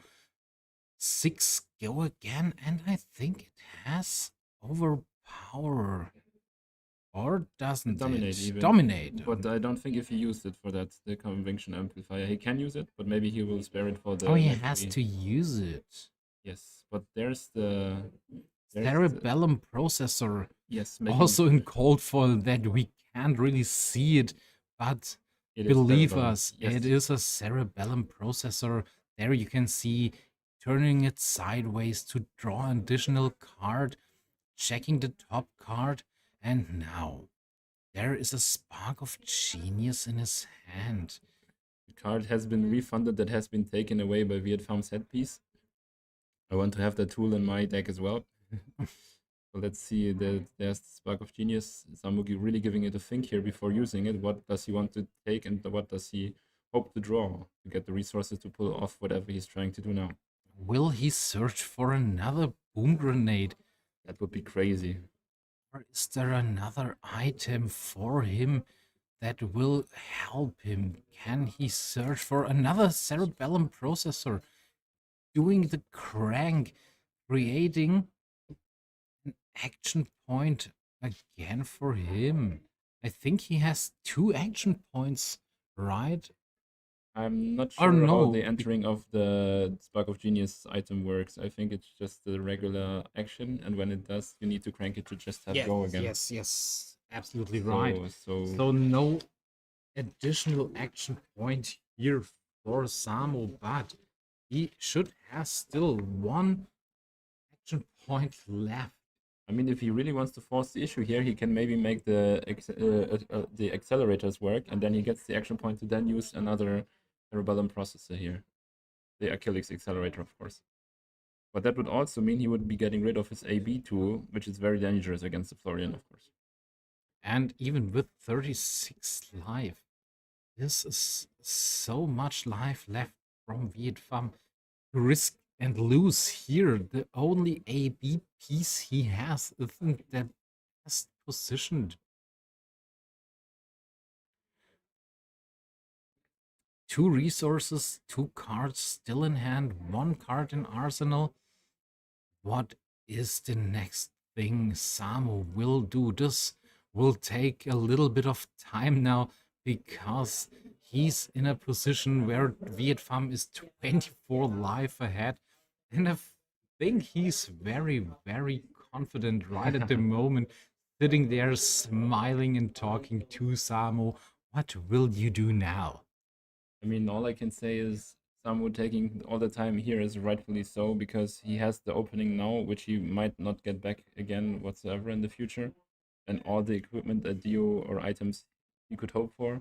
So he really needs to make this play work. I think he has the tools to do so, but he needs to give it a really good think. And there we can see another attack for 4 go again, and also 1 resource left. I don't think the chest piece really counts as a boost, if I remember correctly. So there's no way, as I can see, to send this maximum velocity right at the moment. Maybe he's setting it up for the Arsenal. Maybe there's something coming from the Arsenal now that he will play instead. And he maybe has enough base power on it to give it dominate through the convention amplifier, and then that will trigger the boom grenades maybe. But of course, Samu is playing for those boom grenades now. He needs to find a way to make them stick, or at least do their damage, because he would be missing 8 damage if he doesn't. And there is another yellow boom grenade, putting this maximum velocity into the arsenal, losing all the value of these 2 red boom grenades. But luckily, there is another one in his hand. Samu's smiling a bit. That could be because he saw something he didn't like.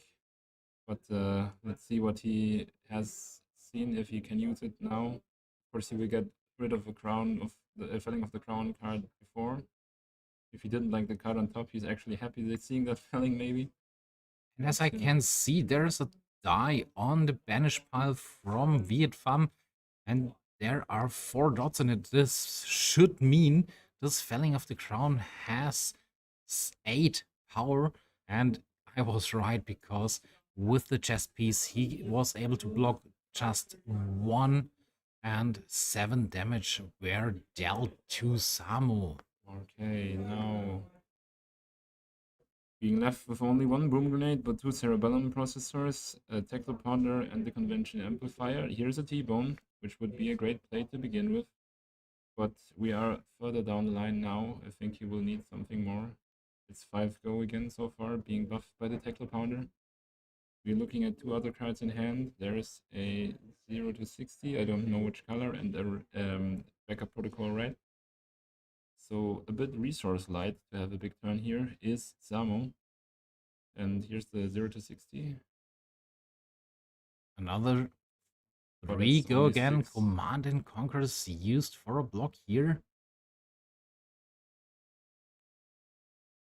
And Samu is hoping to find a spot where he can maybe send this maximum velocity, but I think Vietfam is in a really good spot here. To 36 life every turn, having the most value. No damage is at least dealt to him. Cracking the boots now, pitching the backup protocol red, activate the chest piece to create another 2 resources Yes. to can send now the maximum velocity from his arsenal. Oh no, it's not the maximum velocity he's sending to. He needed the boost before, maybe, and then he will follow it up with a Hanabi Blaster. I'm not sure. We will see. At least it's 4 for now, which Vietfam is not bothered by it whatsoever. He has a Kadara Stilling ready for everything. Root-bound Root-bound Carapace. Carapace. Yes, sorry, I was thinking of the game before. It's also a long day for Yes, us, for and sure, there yeah. were so many elf cards I was we have talking seen. about the defense reaction I was trying to express, but I used the wrong word. Sorry for that. So, Vietfam is now checking the graveyard from Samo, checking how many boom grenades can be there. And there is the Hanabi Blaster shot. And this will not trigger the boom grenade for 5. So maybe he will take these 5 damage, going down to 31. And is still 26 life ahead. This third boom grenade will also not connect. And there we can see Germanite is pitched, creating another rune chant for the Grasp of the Arknight and a 3 power attack. Yes, I think the Zamo would really need to make all the value of the boom grenades happen to get over Florian's defenses, and now he has been missing 3 boom grenades so far, 2 of them being red. That's so true. And now, will he block to this sword, or is he just accepting it, trying to hit with every single card in his hand now, trying to get rid of all of the hand cards Vietfam will draw at the end of his turn now? But I don't think it will happen, to be honest.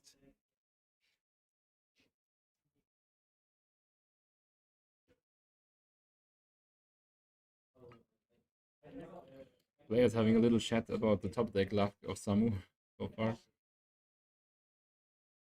I think Vietfam is a little bit impressed because of that and how many items he's already on the board. So no blocks from Samu. Down to 2 life, if I'm right. Yes, could be true. Hopefully they will also check the life counter for us, and Yes, there the is judge a is hand getting it for it. down to 1. Ooh, now it's getting really dangerous. Oh, yeah, because there was also a rune chant, and without any chance of AB, he has to take this damage. So, what do we know now? The next attack of buffed by a Grasp of the Arknight activation is lethal for Samu unless he has something like a Dissolving Shield. So that means basically he's putting everything on this turn. He needs to find something now to kill Vietfam at 31. And considering the block capability of Florian, this will be a tall, maybe undoable task. And here we have the Florian Marvel of the young hero, but still coming up front. Vietfam showing that he has been coming online of his hero ability. now he will produce 2 rune chant tokens every turn, and Samu with still 1 life left, dealing 2 arcane damage now every turn. I don't think we will see that many turns after this. It's the last turn of the game. If there is no chance for Samu to threaten Vietfam's whole hand, which maybe could be a double Pulse Wave or Rune or something, but I don't know if that's likely to happen now. I mean, Samu already has shown that he's able to send so much damage with his dash IO to his opponent. He really knows how to play this hero, but dealing 31 damage to a Florian, still with equipment pieces to prevent and block, and cards in his hand, I don't really think Samu will have the chance to deal so much damage to Vietfam now. At least here, there's okay. He did do the thing. Here's the Max V dominate.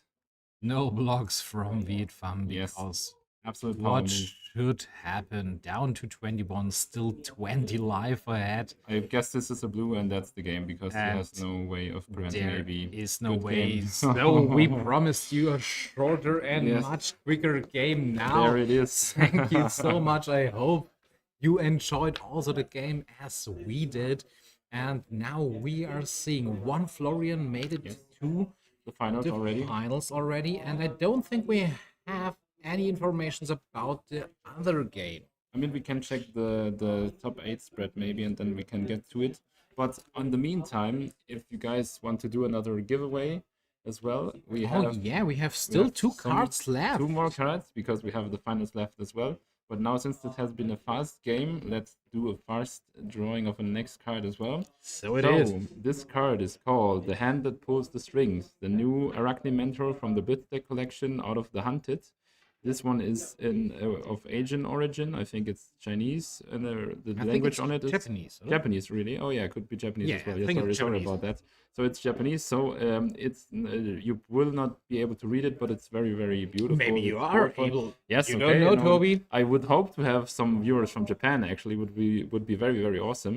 But yes, you can win this very, very cool looking card by typing in Marionette in the chat now, and then we will see who wants this Marionette mentor for himself. So type in Marionette if you really want to have this beautiful Japanese marble version of the new Mario. Mentor, or it's any Or it's- Arachne really. So if you are an Arachne enjoyer and like Yeah. beautiful cards in Japanese language, then you can write now. The first time I saw that card, I was very, very unsure if there will be a change that we can play it in CC also, but Should hopefully sadly, be. or maybe not sadly, because I think these cards are so cool, and most of the time I'm only playing CC, so there is no chance for me to play a card like this. And right at the beginning of Flesh and Blood in my time, there was a time we tried to play only Blitz because they're so expensive cards for us at the start, and that's why we had the choice to see these cards in play. Hopefully we can see them someday also in CC. Yes. And I think the hand that pulls the strings, the card that we are giving away here, would be a very necessary and awesome tool for Arachne Huntsman That's to have, absolutely right. who is a very beloved hero of a lot of people in the community, but also needs very much help to get competitively relevant one day. And this one would be a flavorful start and also something he could use right That's away. true.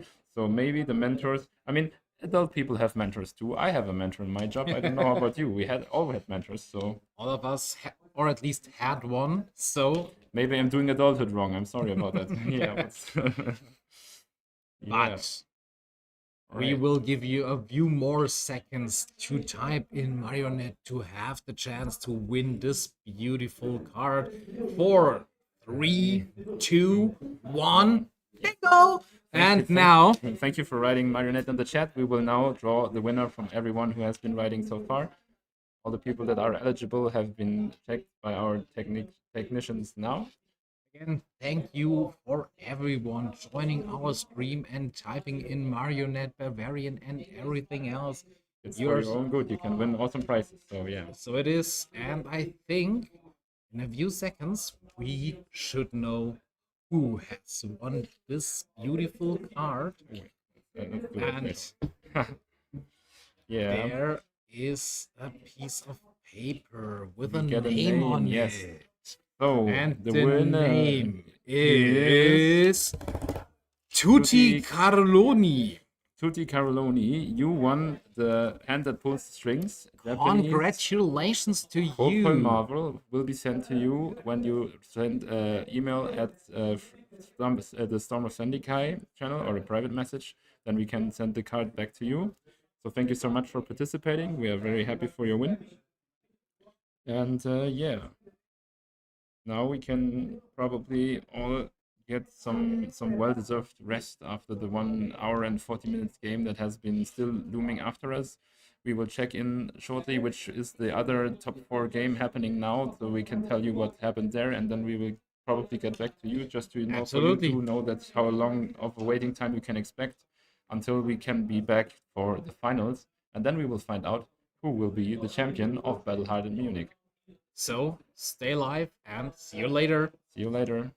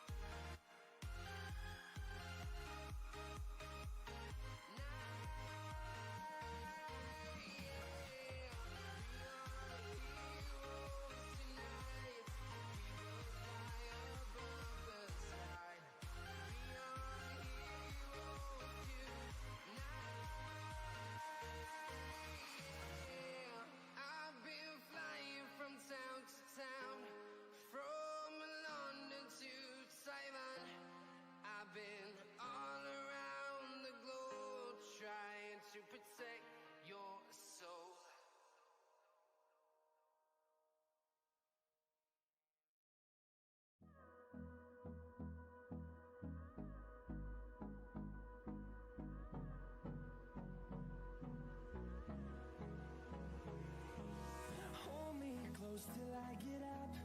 Time is barely on our side. I don't wanna waste what's left. The storms we chase are leading us, and love is all we'll ever trust. Yeah, no, I don't wanna waste what's left. And on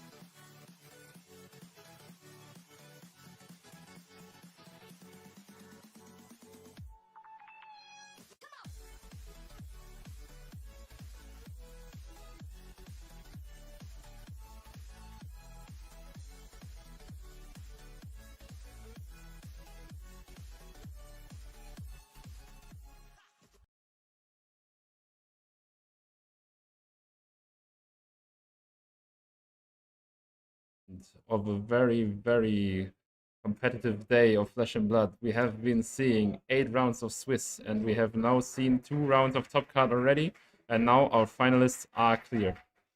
Yeah, the other table was a mirror match, 2 Florians against each other. There you now can hopefully see Kim Scherer, I think Scherer is its right name, against Matteo Blasi from Italy was the other game for the top cards, and Kim made it. So in our finals, there are 2 Florians left.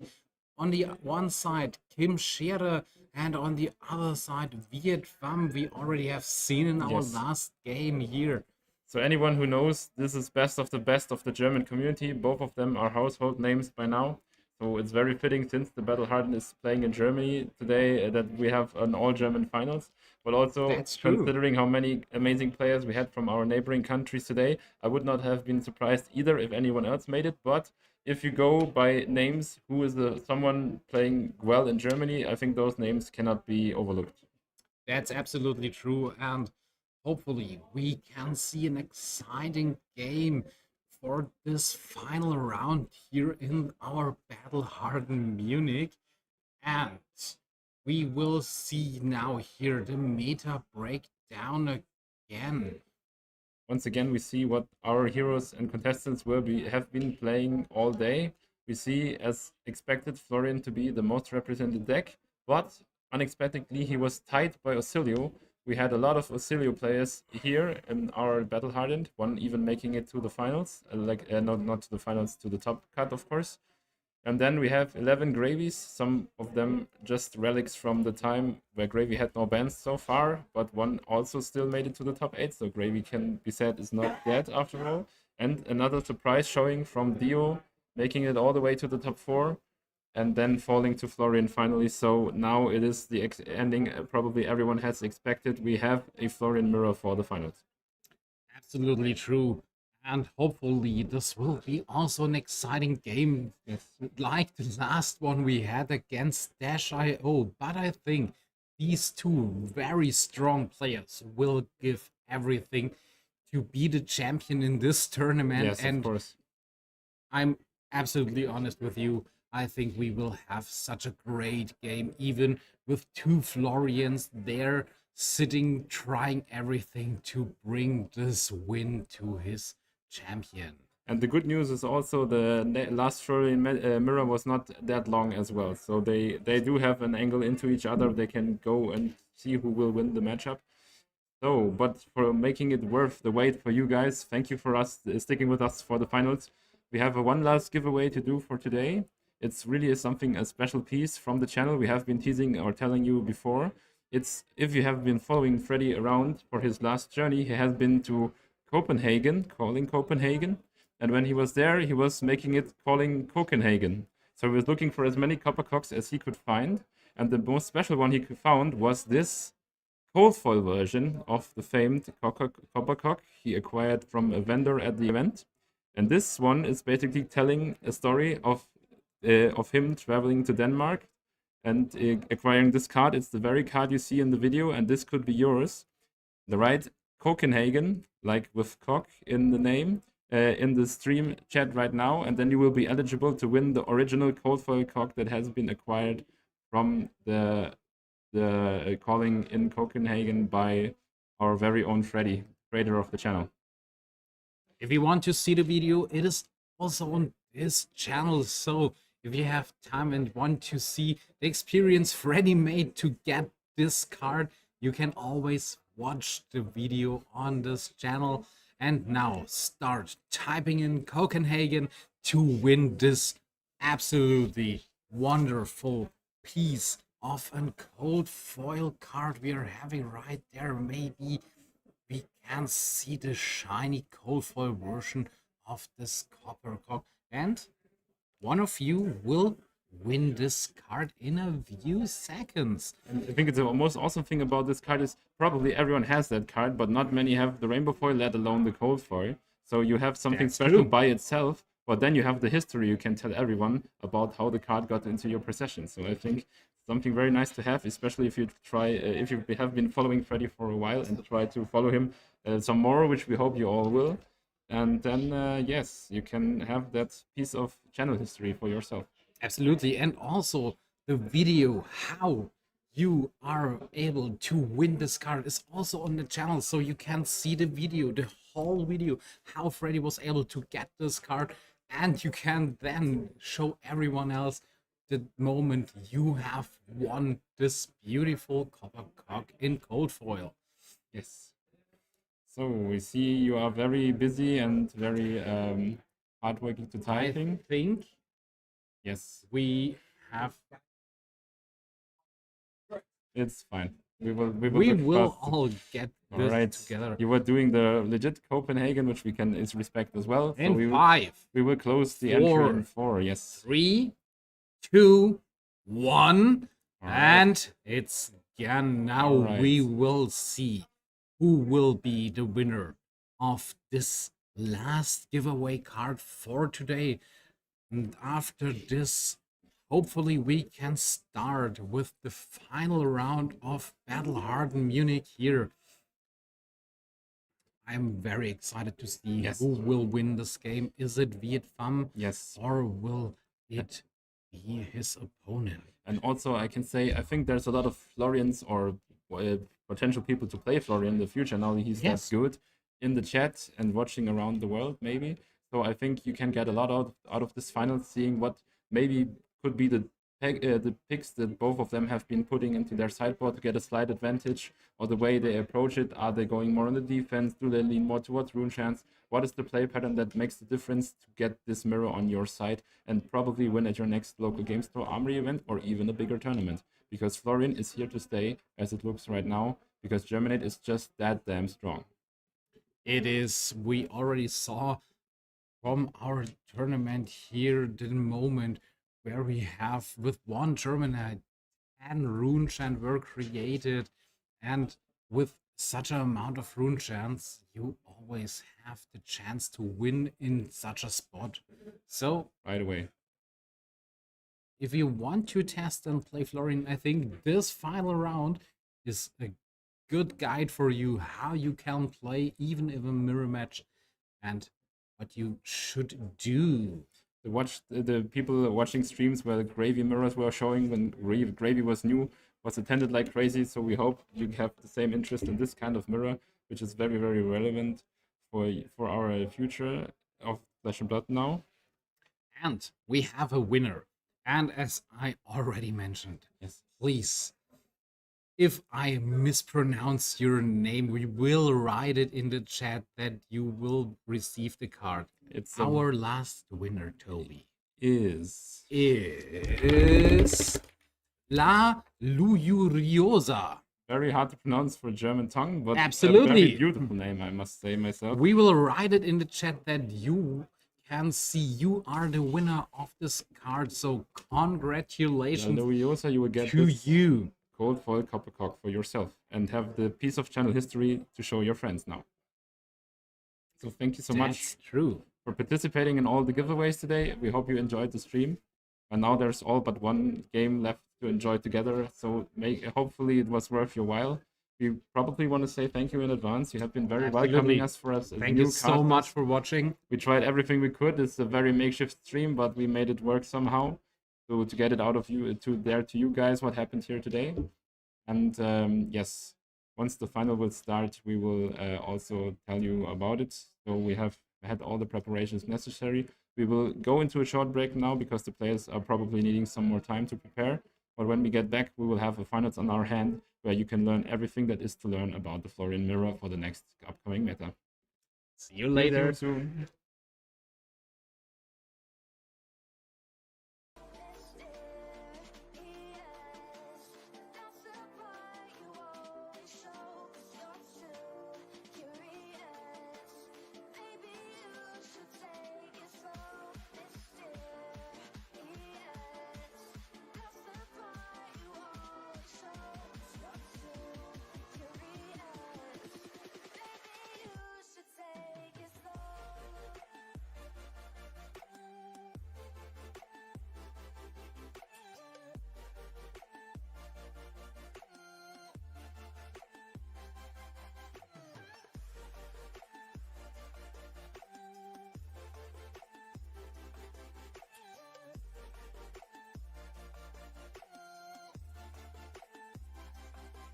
We're dreaming in the dark. We are nothing more than dust.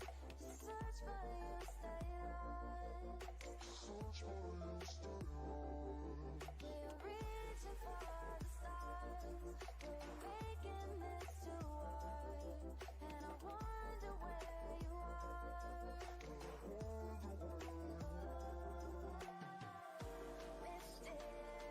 Mysterious, that's the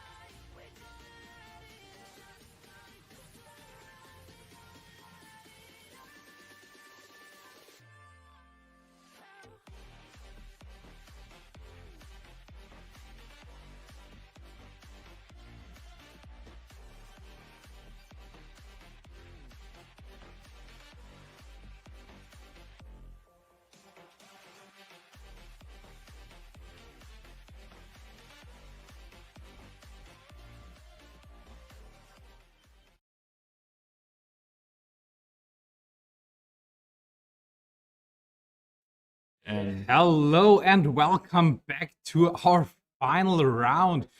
Kim Scherer versus Viet Pham, a Florian mirror match, and we are already in turn 0 here. We can see different equipments on both sides. The chest piece is changed here. Duke or Viet Pham plays the Millennium Bark, and his opponent Kim Scherer is choosing the Spring Tunic as his chest piece. maybe Kim saying, I want to be able to send my Reaping Blade when I have no cards in hand, maybe for another play. Whereas Duke is prioritizing, or Viet Pham is prioritizing having the block to get cover for everything that Kim might present on the felling of the crown or whatever kind of big damage he can send. And as I said before, this really is a clash of the two biggest German titans, or some of the biggest German titans we have in the community here. So it's a very fitting final for our community, and it's starting strong with the Channel Mount Heroic from Viet Pham. Yes, and he was able to pitch a Earth card to keep this Channel Mount Heroic on the board, creating another rune chant for turn 0. So no chance for Kim Scherer to filter his hand or can block with Earth cards for a decompose on his first turn. I think this is really smart from Viet Pham here, that his opponent cannot do anything in the first turn for filtering or something like that.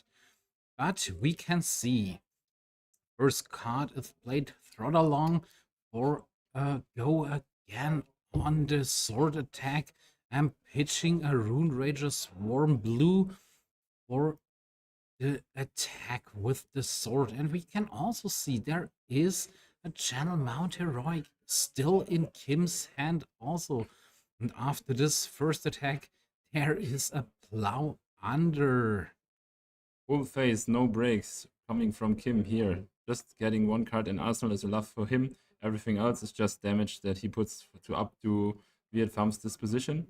And Viet Pham is now deciding how much he likes his hand. He has already taken the 3 damage because of the swing with the sword. And now he's facing the 2 power attack. Maybe he just want to don't block here, play his whole hand. And yes, this is the decision. I don't need to block with earth cards in my hand. I will play them for the next decompose. Now here's a good value play from Viet Pham, already using the best of the Channel Mount Heroic, giving probably go again to this E-Strike, as we will see. And that's an E-Strike for 8 with another rune chant attached. 8 go again here from Viet Pham. Strong turn already, and I think there's a felling of the crown, an Autumn's Touch, and a third card that I can't really see here in his hand. Yes, we will need for him to shuffle his cards around Oh, I again. think the second copy of Channel Mount Heroic. Yes, maybe he would be happy to Yes. switch this one to keep the other one around. But has he got the cards for that to be an option? I think the Autumn's Touch is asking for enough resources to keep the channel around, but that will not be.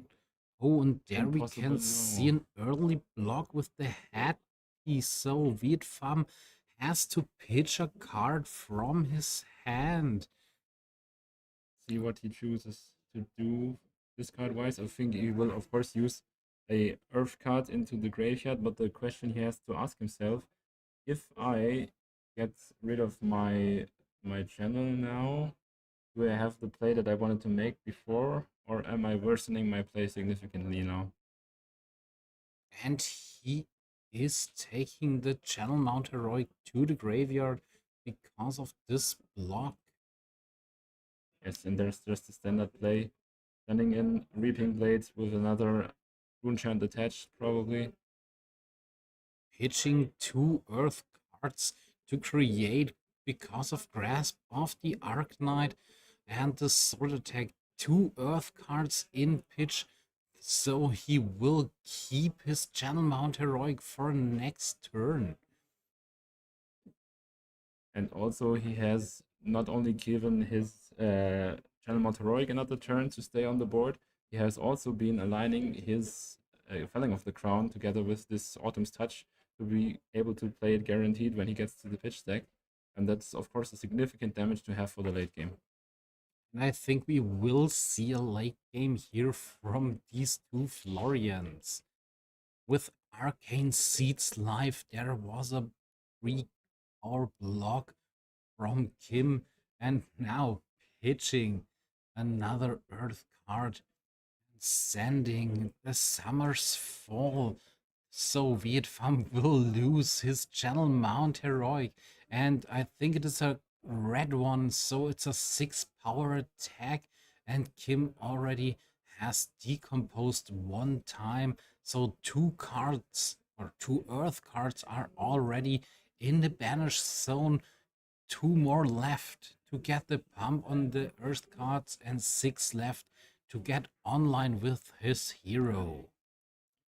And now Viet Pham is once again deciding how he wants to pitch probably a late game that is strong enough to break through his opponent's defenses. At the moment, he's trying to align 1 block. Let's see if he's happy with that. Giving up 3 life points is Viet Pham if he tries to stick with this play. But he's thinking about it some more, getting rid of 1 Everbloom life to preserve 3 life here, and taking 3 with this attack hitting now. So with still 3 cards in his hand, pitching another blue one, creating a rune chant, Arcane Seeds life, gain 1 life back, create 2 more rune chants. So now he's at 3 rune chants, and I think he will use the remaining resource for the swing and keep the last card in his arsenal for the next turn. Yes, I think if I remember correctly, there should be a Felling of the Crown, so he's maybe happy being down enough for Decompose so that he can get his Decompose plan online, or leaving it there for a long time to use it later. And here we can see, as I already mentioned, the last resource is used for the sword attack with 3 more arcane damage because of the rune chant tokens. Kim is thinking, do I really want to prevent here 3 damage with pitching a blue card? Do I take the damage? And he will take the damage here. And some side note for the Florian people watching, trying to get the differences in the 2 decks. I think Viet Pham has been the only Florian I have seen so far using Condemned to Slaughter like that all the time. He has been pitching it so far, but he has it in his deck for some kind of usage. Maybe we will see what he's trying to go with it for in this game. But still something to note that he's playing this card like not all of his competitors are doing as well. And there is another strong turn from Kim. Blocked 1 Everbloom live and pitched the other one to play his own Channel Mount Heroic from the arsenal, playing his Enlightenment Strike to put down the German Knight from his hand on the bottom of the deck, choosing to pump this Enlightenment Strike up to 10.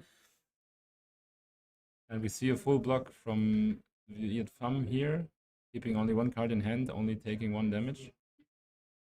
So he will probably do the old Reaping Blade attack again.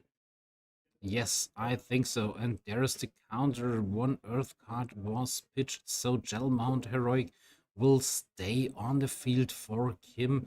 And there we can see blue pitch, create another rune chant, and swinging back for 3, keeping 1 card in the arsenal.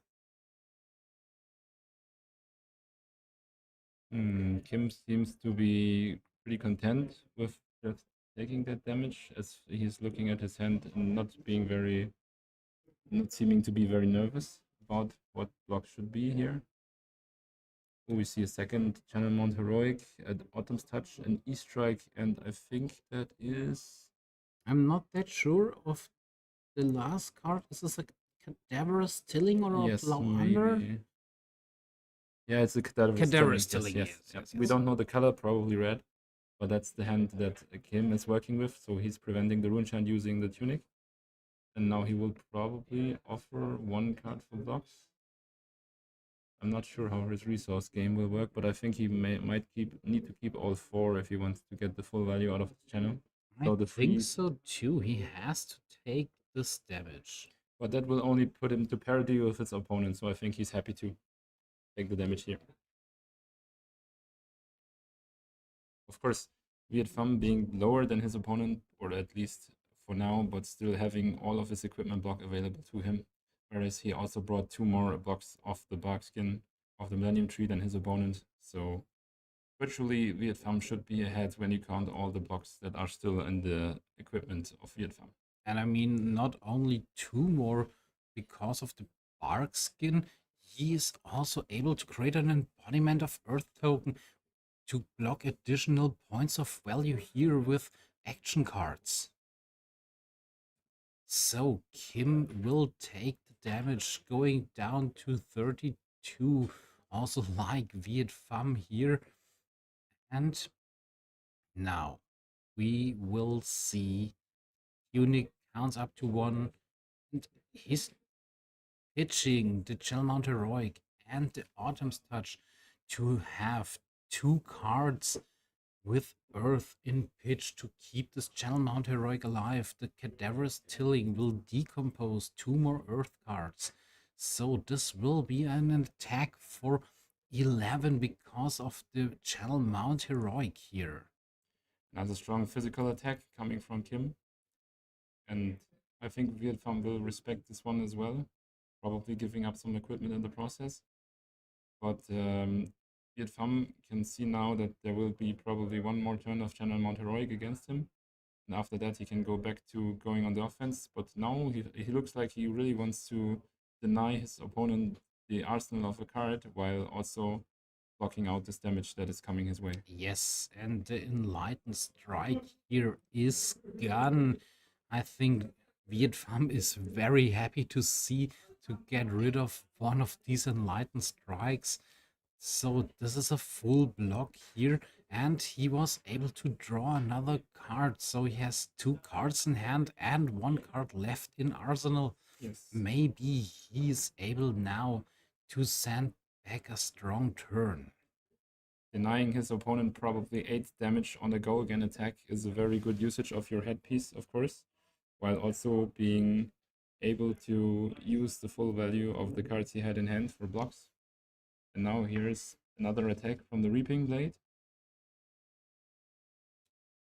No Runeshine creation? Maybe it's something like a Fruits of the Forest, looking to regain some life while also getting ahead on the decompose count.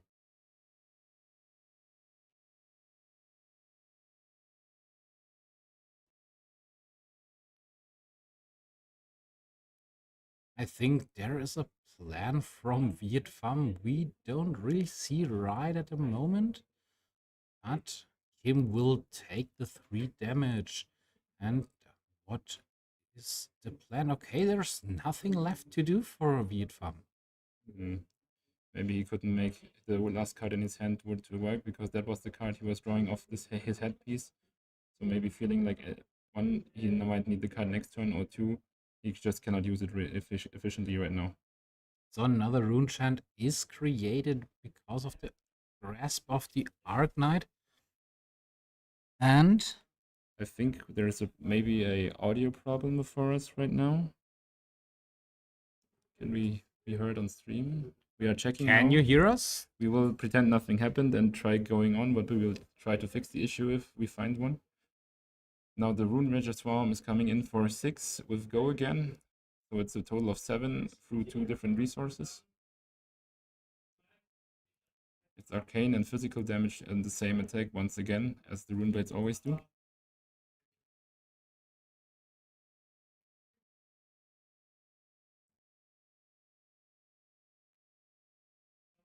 Alrighty, thank you so much for your feedback. So there is the defense reaction. Viet Pham is able to decompose 3 cards here.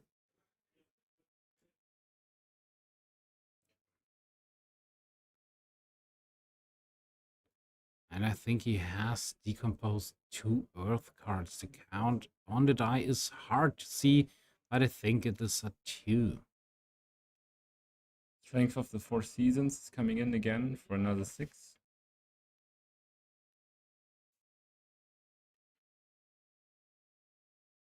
Oh, it's even 9. Yes, I missed the Channel Monteroic buff, of course. That's something that Vietnam will be very happy to have off the table next round, because while there's also impressive 2 more Earth pitches in the pitch zone for Florian here, he is still not able to keep this Channel Monteroic for another turn.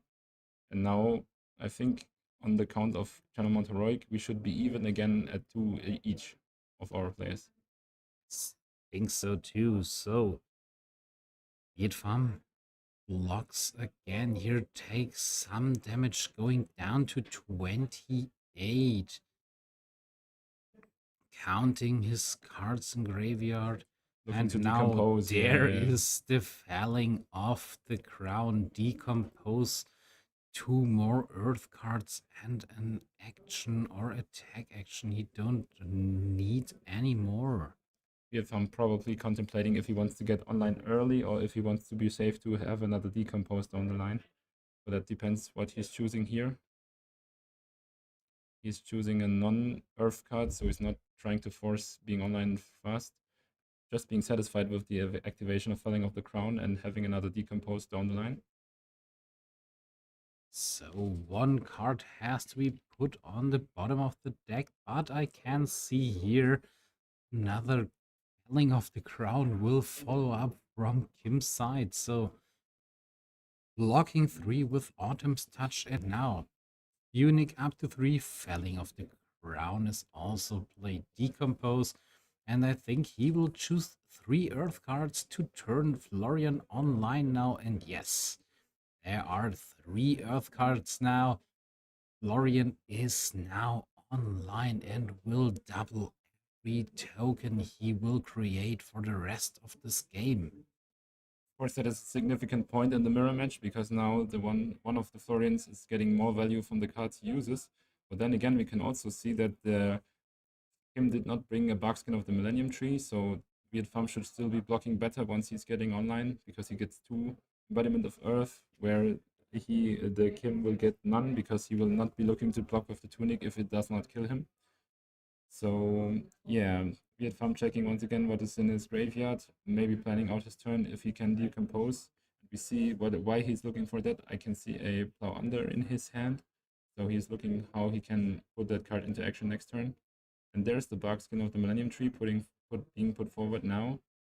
Vietfam being happy with a block for 6 here, probably. He's still contemplating on it. Of course, he's losing value too when he gets online later, but he just doesn't want to fall that much behind.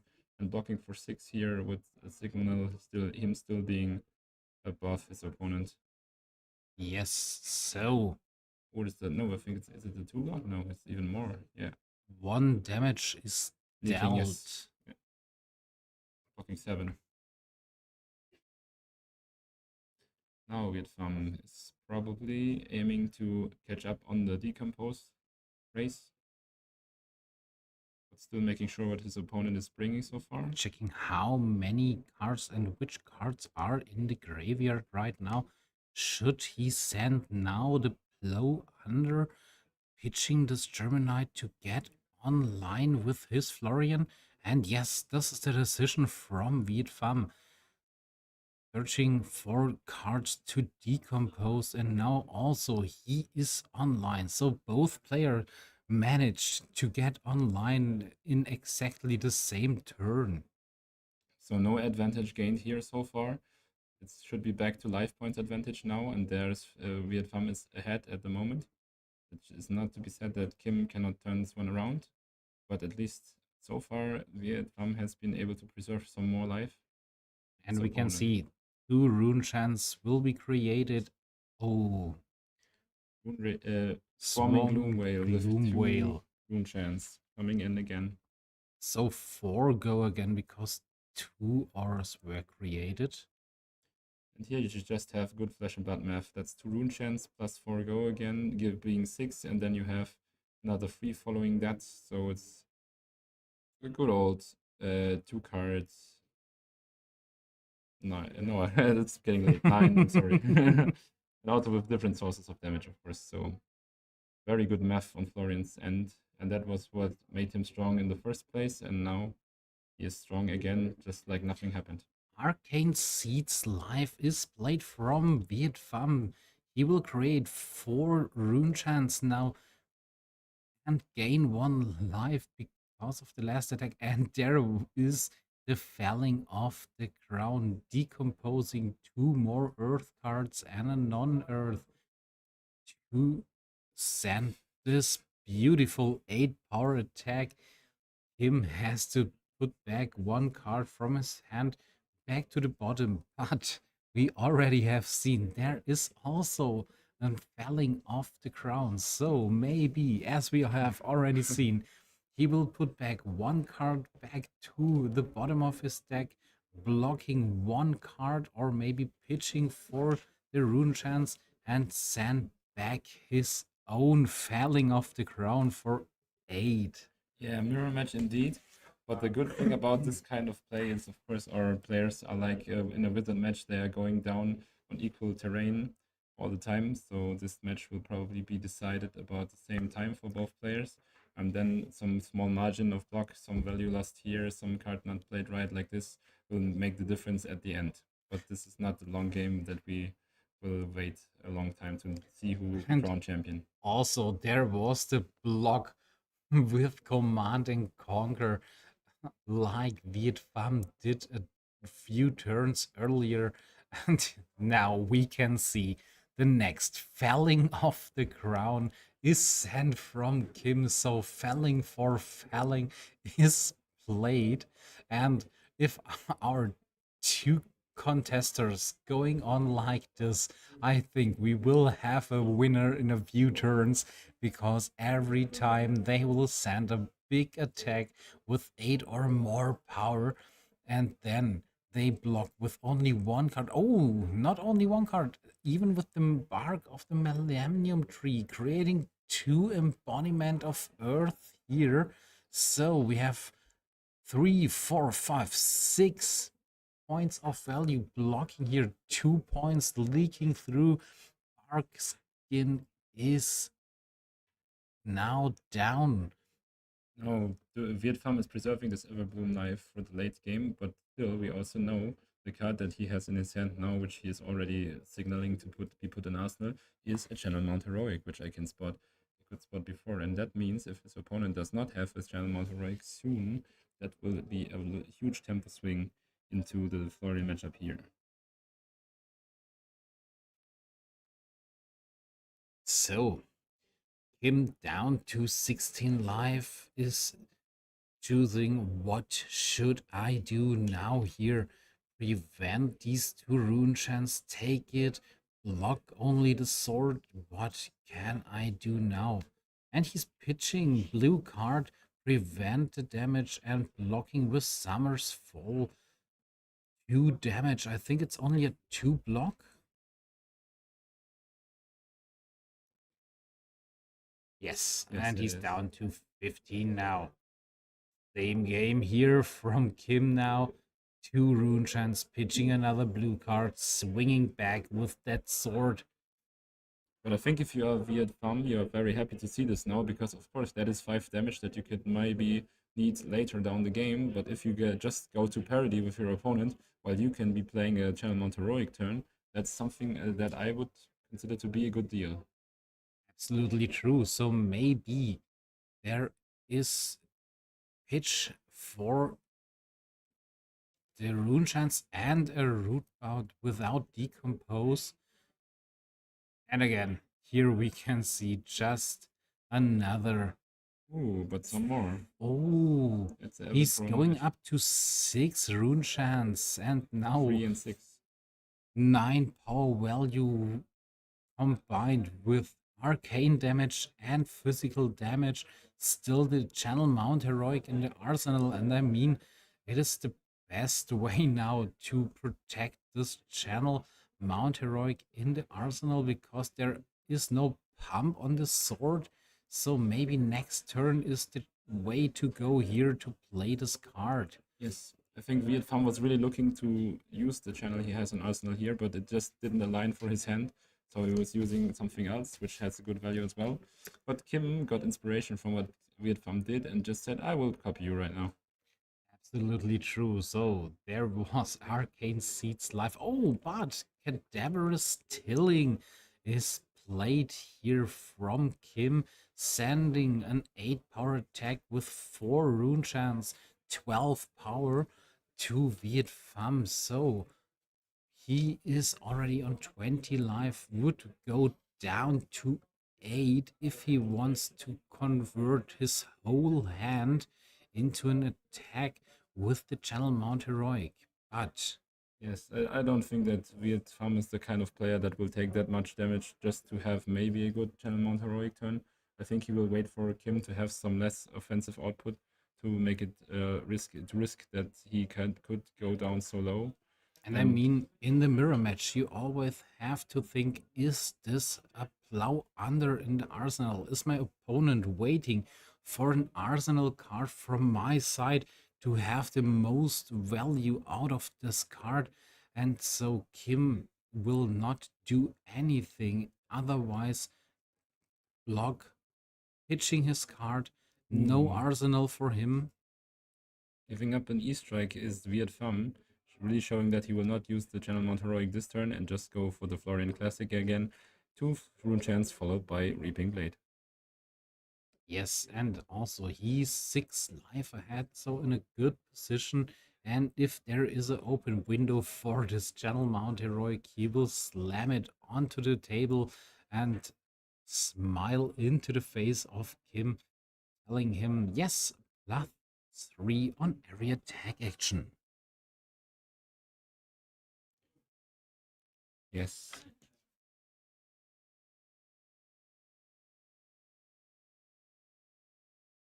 Viet Pham once again checking his graveyard, what he has in store, and confirming to his opponent what has been played so far.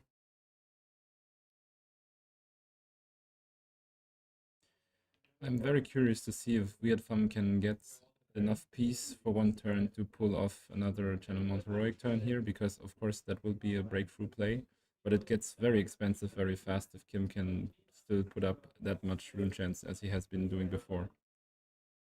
And we can see here no AB is used, so Kim is taking 2 damage because of the 2 rune chant tokens, going down to 11.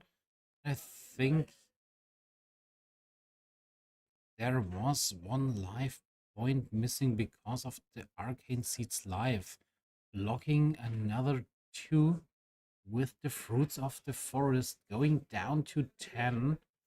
Tunic is up to 3, and now we can see there's an Enlightenment Strike in his hand.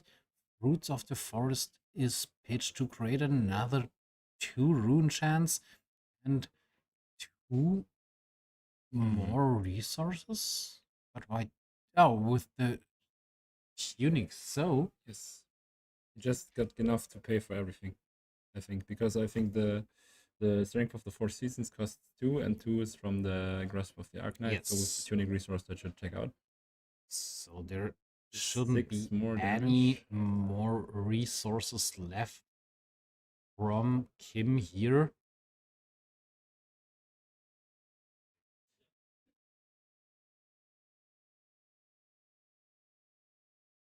And Enlightened Strike we already have seen is put into the arsenal now. And I'm still saying this is not the time to strike for me now, but I have a decent mid-value turn. 2 rune chants were created, and another Rune Rage's Swarm in red is played. So 2 arcane, 3 physical damage, still 1 resource for the sword. So another turn with 8 value. There we see Kim really trying to take a lot of damage because his hand is a channel mount heroic, followed up by a E-Strike from Arsenal. So we have a lot of damage that can be coming his way now. So will he accept the whole turn and the damage? Because there is the Enlightened Strike in the arsenal, the Which Viet Pham Channel doesn't know, of Mount course. Heroic in his hand. And that would sting for Viet Pham if his opponent gets to play his Channel Mount Heroic while he will not. That's true. So now Kim is down to 4 life, taking all the damage to have a good turn, play this Channel Mount Heroic. The question is that damage that can be blocked by Viet Pham? Because if it is possible, he will be in very great shape, but he will have to invest a lot of cards here. As Channel That's Mount true. Heroic is hitting the Karma Chain again. Flourish is pitched to play this Channel Mount Heroic. Now, what else can we see from Kim here? Will this turn be strong enough that Viet Pham is struggling in this position, or will he take some damage, come back with his own Channel Mount Heroic here to take the last 4 life from Kim? Viet Pham really presenting his 4 cards in hand, so making Kim think of what he has to get over to do something. Trading another 2 rune chants, and there we can see a full powered 7 power go again. Swarming Gloom Veil, and I think the last effect is if this card's hit, you can't prevent any more arcane damage. I mean, it does have go again, so we are looking at 9 plus 3, 12 damage, which is significant, don't get me wrong, but if Viet Pham has the hand to really pressure Kim Shera's life points here, I think he's happy to just take it and go down to 5. And it seems like he will take the 2 damage from the rune chants, but will he also take the 7 damage from this Swarming Gloomwell as well? Viet Pham really making sure that he has all the tools he's thinking of.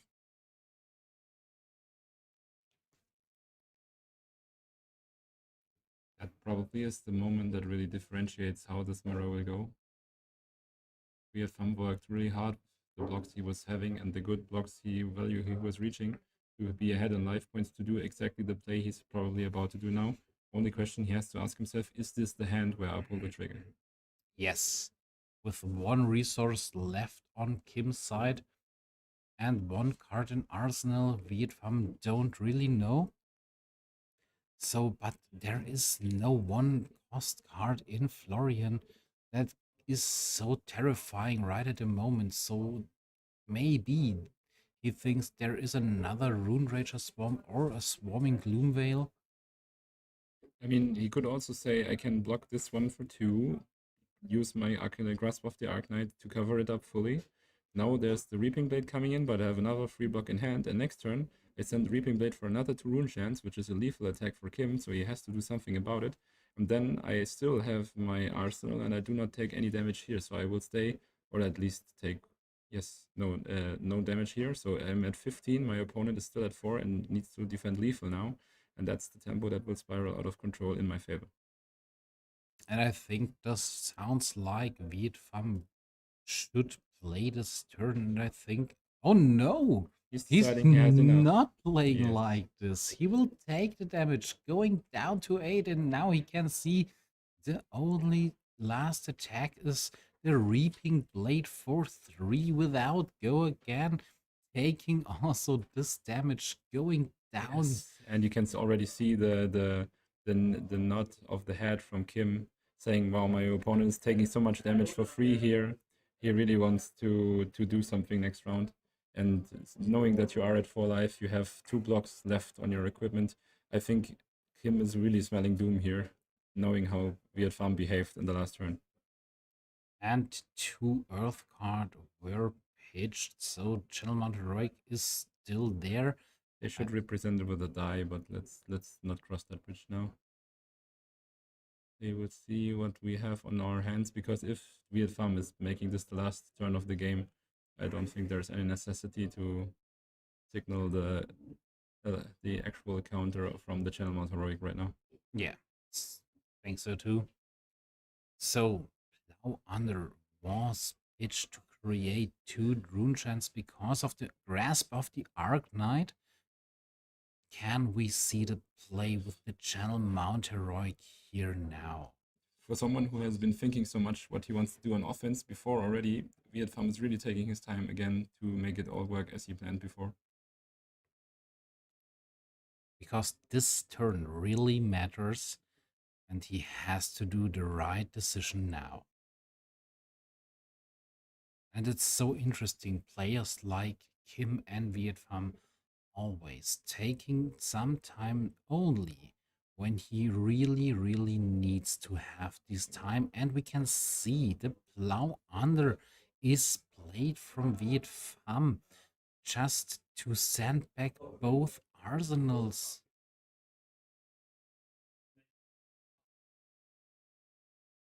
Oh, the Channel Mount Heroic is gone on Kim's side.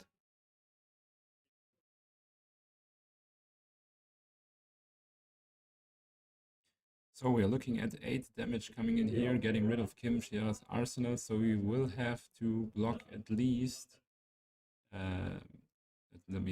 Math at this time is hard.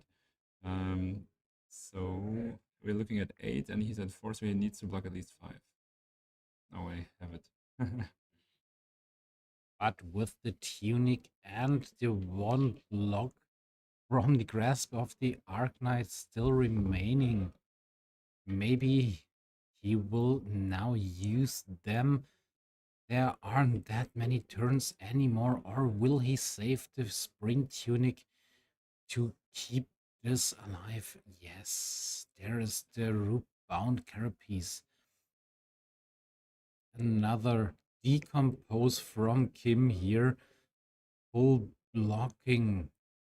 Or no, not full blocking. He has received 1 damage because 4 block on the root-bound carapace and only 1 from the grasp of the Arc Knight. And there it is, falling off the crown. And you can see that Viet Pham didn't like this one. Yes, I would also not like to see a felling of the crown right now.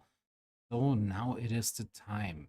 He had put down 1 card. He has to block here with his grasp of the Arc Knight and a 3 block, going also down to 1 life. So we are right at the end of this game. Germanite is pitched to create another 2 rune chants, and there is Swarming Gloom Veil with 4 go again, 2 rune chants, and after this hit will be another 3 because of the Reaping Blade. But that's the kind of end game you want to see for a final. 2 Florians really going toe to toe, saying, I have nothing left, you don't have it either. So let's see who comes out on top. That's true. So here is the decompose. Kim is doing everything to block here every single card from Viet Pham. Tunic up to 3. Pitch Blue, another 2 rune chants and a sword swing. So now it's time for Viet Pham pitching and blocking. So there's no damage dealt, creating another 2, and there's another copy of Swarming Gloom Veil. Again, 2 rune chants, 4 go again, and 1 resource left for the sword swing with another 3 damage. And look at the hand. We have 2 Command and Conquer, I think. Is it a... I mean, it should be 2 blues, 2 reds, right? Or is it a... This is 2 blues and 2 reds, or? I think so. I mean, there is a pitch of the only book left in the game right at the moment, the tome. Librarians are celebrating now. Blocking here, creating 2 might tokens, and now there's the sword. No cards left for Kim here. Maybe this will be the turn for Viet Pham, but it is a Reaping Blade for 5. The unique counter, he is able to send back the Reaping Blade for 5 with no cards in his hand. Will this be the moment. And now, Viet Pham also created 2 mic But tokens. with the felling of the crown attached, that is very Oh devastating my now. gosh. So we are seeing here felling of the crown. Coming in for 10, taking 1 card from the hand. I think that is just every card from the hand Yes, that Kim and has, and that also is the tempo. Tunic is used for the block, so another off turn for Kim here. No Tunic is left. Such an exciting final. And now, what can we see here from Viet Pham? Ooh, Is that's this not a a good channel attack mount hand, I heroic? think. Yes, it is, but I don't think it's the best attacking hand. He has 1 defensive card, has 1 channel mount heroic. So let's He see will if he create can 2 rune convert it chance. somewhat. He's hesitating now. Can he make use of the channel to push this attack over the top? Do he want to set up? No, setup is too Here, dangerous. Setup would probably take away all of his tempo, I think. Because yes, if he were to get his hand ready for next turn, he would have at least 2 rune chances, so it would turn into 4. Then you have the channel giving +3 to your attack. That should be lethal, of course. But can you meaningfully survive what Kim is doing with a 4-card hand? And I doubt that you can at 1 life point. this will be really, really hard for both players. So Viet Pham will take some time. What can he do here? What is the right decision? What card should I play or which card should I pitch to get this win?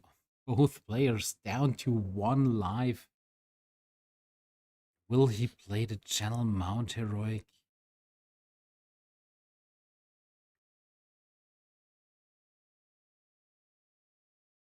Viet Pham really taking his time here. Success in the battle hardened and winning the big tournament here on the line.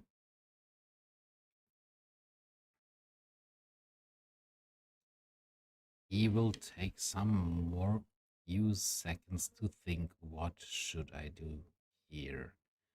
No go again, no other chance to have a second card to play. Yes, here is Autumn's Touch. 2 rune chance and a 5 power attack. And we can see Kim was easy on this, pitching and blocking, coming back with 2 rune chance and the sword. Hopefully, Viet Pham and prevent everything here. But I mean, we all know how Florian is built.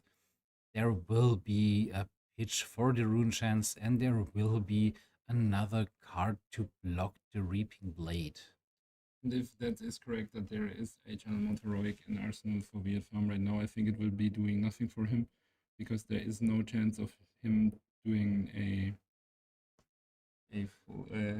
not doing a full block on what Kim is doing. I think he will be lacking the resources there.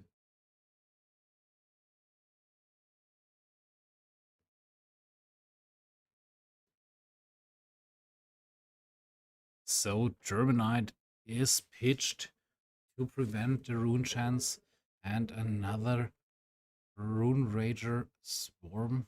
E-strike coming in for 7 probably, yes. No block on the equipment left, so that is taking 3 cards of Kim. Yes, with this beautiful breakpoint of 7, he has to 3 use cards. 3 cards, so still a channel mount heroic left in the arsenal from Viet Pham, and Yeah, we who can cares? see Kim. Who cares if you take 3 cards if your Yes. follow-up is 5 free 2 arcane and 1 free attack? I think this dance can go on for a while. Beautiful to see the background dancers we have ordered for you in our Battle Hardened Munich.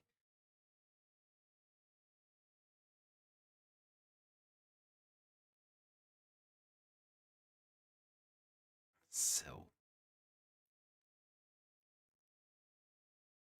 what card is played? It's an No, Ever Room Live, but pitched. it's pitched, yes. And that's the rune chance, of course. Viet Pham making sure for something. I think maybe he might look to decompose. Yes, he is. Almost spilling the sauce. A little bit nervous. I mean, he's on the finals, he's on our live stream. Both players down to 1 life. So, with 2 cards remaining in the hand, what can we expect here from Vietfam? Did he find another Arcane Seed life or no? Just the typical creating 2 rune chants, swinging back with the blade, 1 card still in hand. Interestingly, he is not using the Fruits of the Forest for its effect now. That could have given him... Oh, no, he has another one. Okay, never mind. And here's the reason why. Yes. That, of course, gives Vietfam maybe the option to use 1 card less for blocks if Kim is presenting 7 again. And that Yes, 1 card that's can, true. of course, make a difference. So, Ooh, but now it's the Rune Rage and there's a Swarming Gloomveil turn from Kim. That is such a bad timing for Vietfam. He really worked hard to get this 1 life point advantage, but he probably has to give up some here once again just to keep his advantage. But you can give up 1, I think. If you block the Swarming Gloomveil for free, which of course for the 2 rune chance, and then block the Reaping Blade as well, you once again have sandbag of the Reaping Blade with 2 rune chance while still maintaining a life points of 2 while your opponent is at 1. So you have that advantage going for you. But that is of course necessary for Vietfam to have the certain amount of blocks. Not sure what happened on the blocks here because he's already representing the Reaping Blade here, so Vietfam is either saying I cannot block the first attack and is about to die, or he's just no, I wanting his think opponent to map out the turn, but I don't know. they already did this some time, that they representing the whole combat chain, and after this they will block. Yes. Vietfam is exactly handling the situation like I would, and therefore he is going down to 2. Decomposing here with the yellow root bound carapace to block 3 points of value.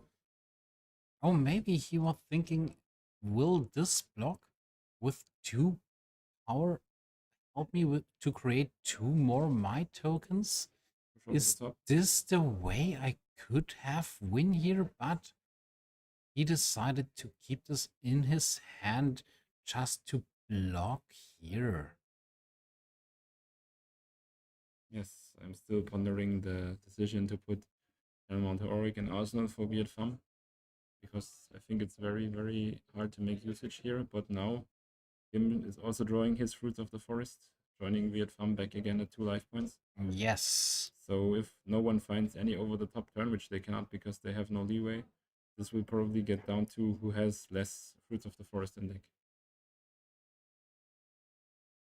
So, for another turn, 2 rune chants are created, and the Reaping Blade coming down for another 3 points of damage here.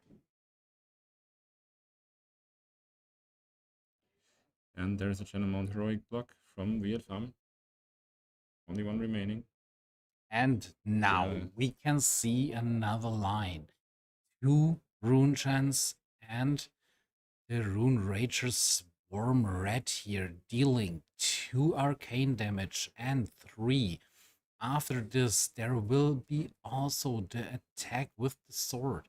And we can see a Channel the Millennium Tree and an Enlightenment Strike in the hand of Kim,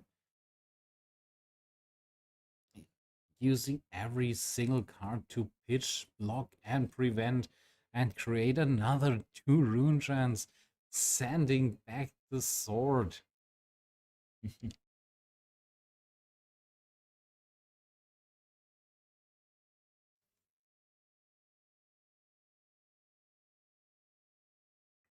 So, is there a window for Vietfam? Or will Kim be the winner? Or battle hardened Munich?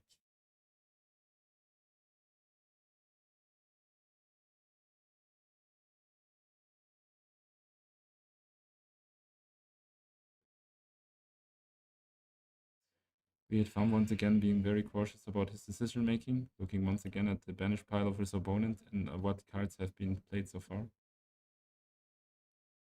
Maybe he sees a line where he can go down to 1.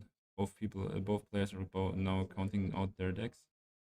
So I think they have reached the conclusion point of the Fruits of the Forest being the deciding factor as well. So they probably are checking who is getting his Fruits of the Forest when, as well as how that will impact the board state. So yeah, I think there was definitely a line for the game to end earlier, but I think Kim just found the necessary defense right on time to bring us to the stalling point now. Yes, but there's still a smile on both faces. I already have saw both players are smiling around, so they are really enjoying this game. But another decompose card is used for the block, and Terminite was pitched. And there is another time for pitching. 2 cards now. What is this? Is this a Channel the Millennium Tree? I think he wants to get rid of this Channel the Millennium Tree. Yes, he's probably preparing a late game kill, but once again, the question has to be asked, where is the leeway coming from to set this one up? So 2 cards were used to prevent the damage, and there is another Fruits of the Forest in the hand of Kim. So he will take the lead from life points, going up to 4. Maybe there will be a window now for him to don't prevent the Runechan tokens, blocking only the sword, coming back with more cards than Viet can do.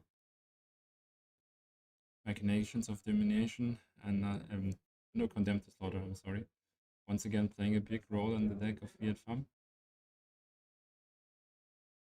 No, he's once again considering a lot.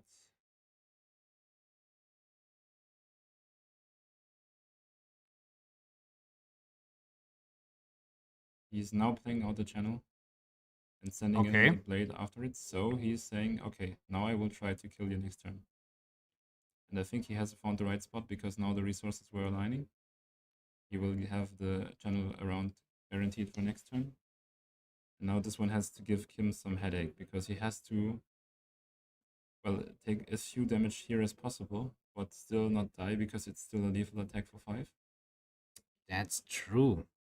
And with 2 Terminite and Everbloom Life in his hand, also with the 2 block card, he will take 1 damage, creating another 2 Might tokens.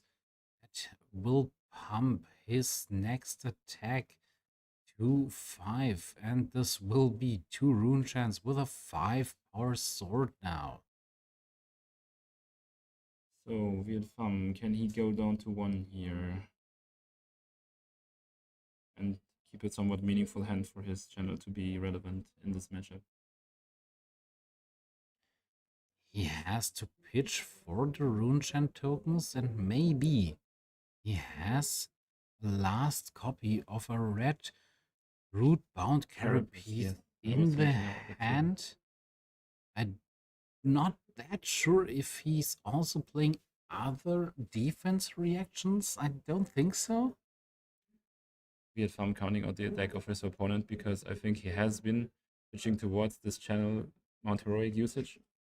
But I think there is a Fruit of the Forest in the hand of Viet Pham. Yes, it is. Can this card also change something here?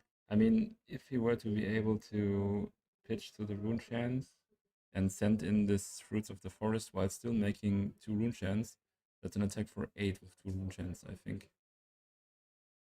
And that would be a lot more than what is sent here normally, but I don't see him keeping 2 cards here. There is the prevention on the arcane damage, and that's the block for 6. Yes. Now Viet Pham giving up some of the of the healing he has left in deck. There's an outed for coming in for 6.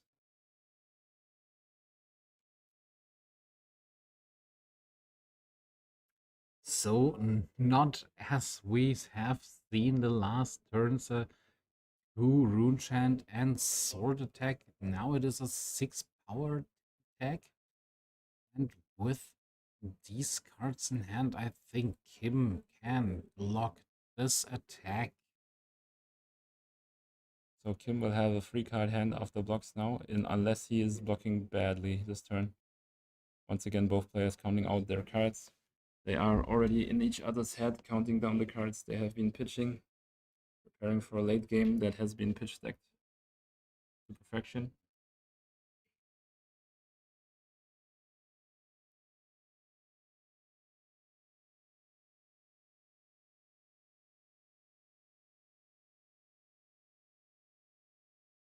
What is the answer here from Kim?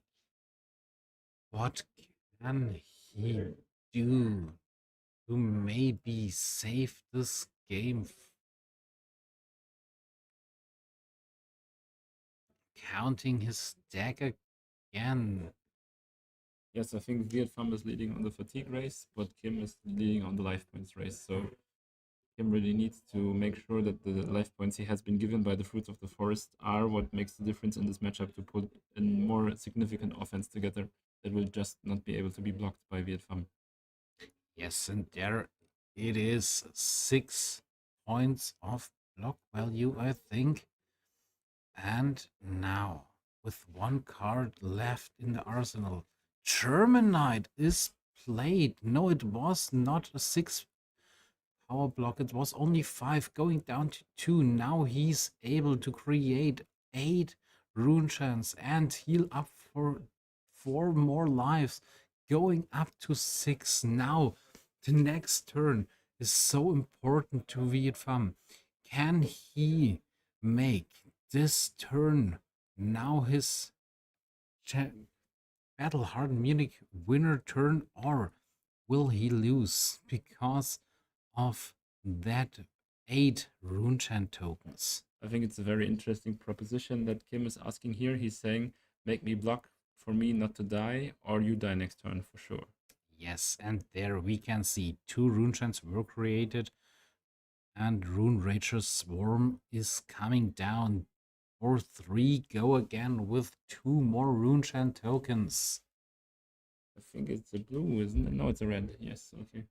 So if it's a red, it's 5 damage already, and we know there is another Plow Under in his hand.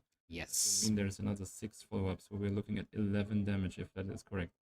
And that, of course, will be able to take a full hand out of Kim, which will mean he might die with all of his 8 rune chants keeping him company. So, what can we expect here? What will Kim do? Taking the 2 rune chants, going down to 4. Really trying to do what I said, leverage that life advantage he has been gaining himself to keep somewhat of a meaningful offense, because now if he can keep 1 card in hand, that is a very, very, very strong Reaping Blade coming in for 10 arcane and 3 physical. So Yes. Vietfam needs to make sure that this attack is lethal and he cannot leave it around, but as we know, he has already still 4 cards left in deck. And this is an attack for 6, so if Kim has 2 3 blocks in hand, he can block for 3 here, have 1 more blue, and that is a Reaping Blade coming in for 13.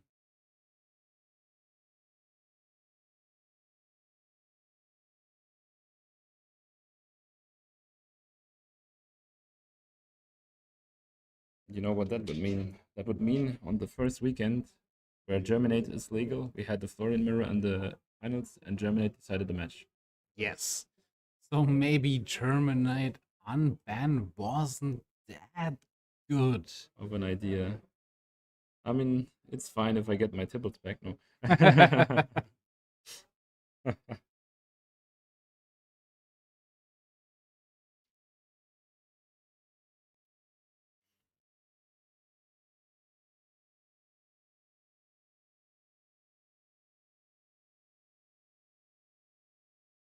So, if I can see this, 3 cards are remaining in the deck.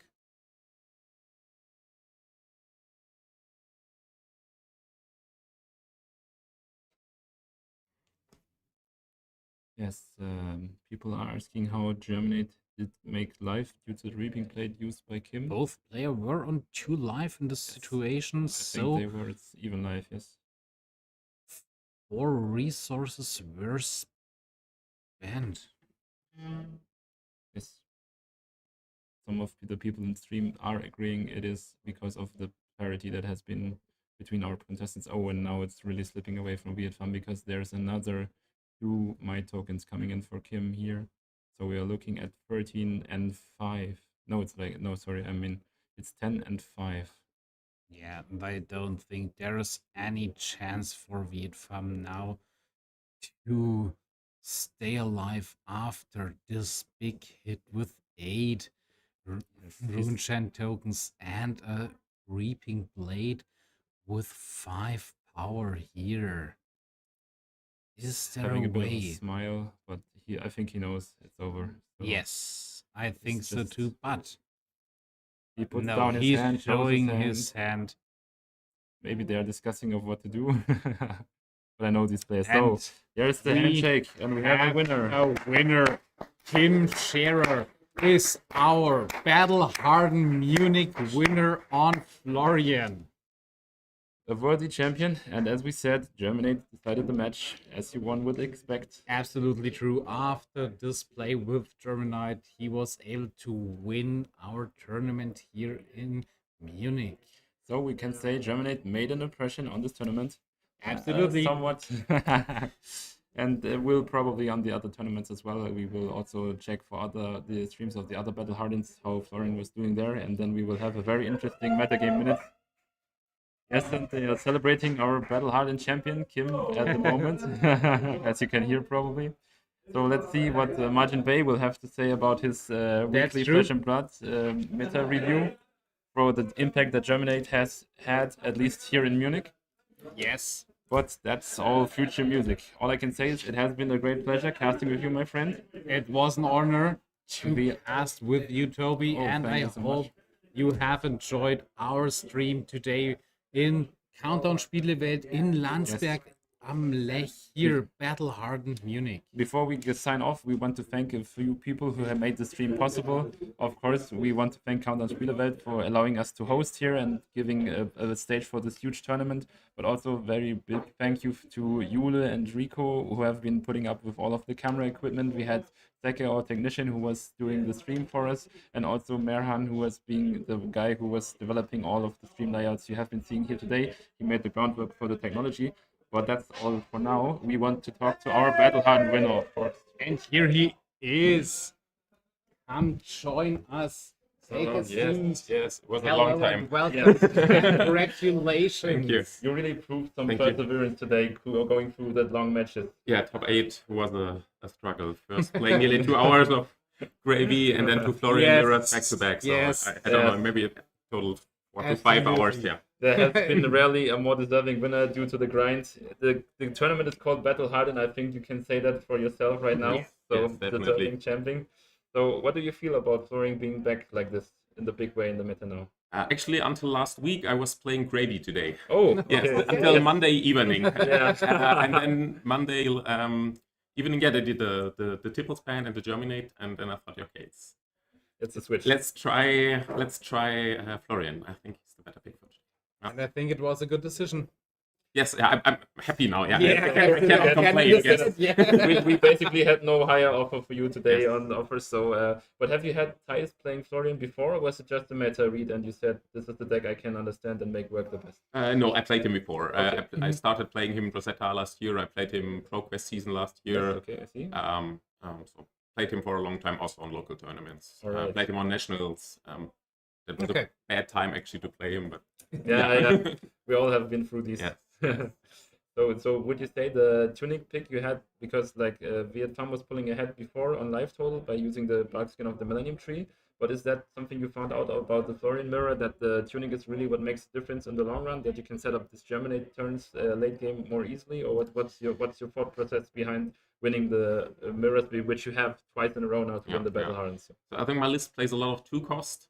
So often with Blue Pitch plus Tunic, you get like Grasp activation plus 2 cost to get Okay. value over the game, or just to get random value to pitch to a rune charm or something like that. So it generates a lot of value over the long game. But like both of my opponents, semifinals and final, played Arceus. Maybe I need to look into that as well. Yeah. But as you proved yourself successful today, maybe it's the right take after all. You Yeah, can let's change see. all- Let's see. yeah, Yeah. so, but very interesting to know. They need to test Tunic and I test Yes. Dark Skin. Yes. Of course, motivating our players to see for themselves. The matter has not been solved, although we know that Florian is very strong.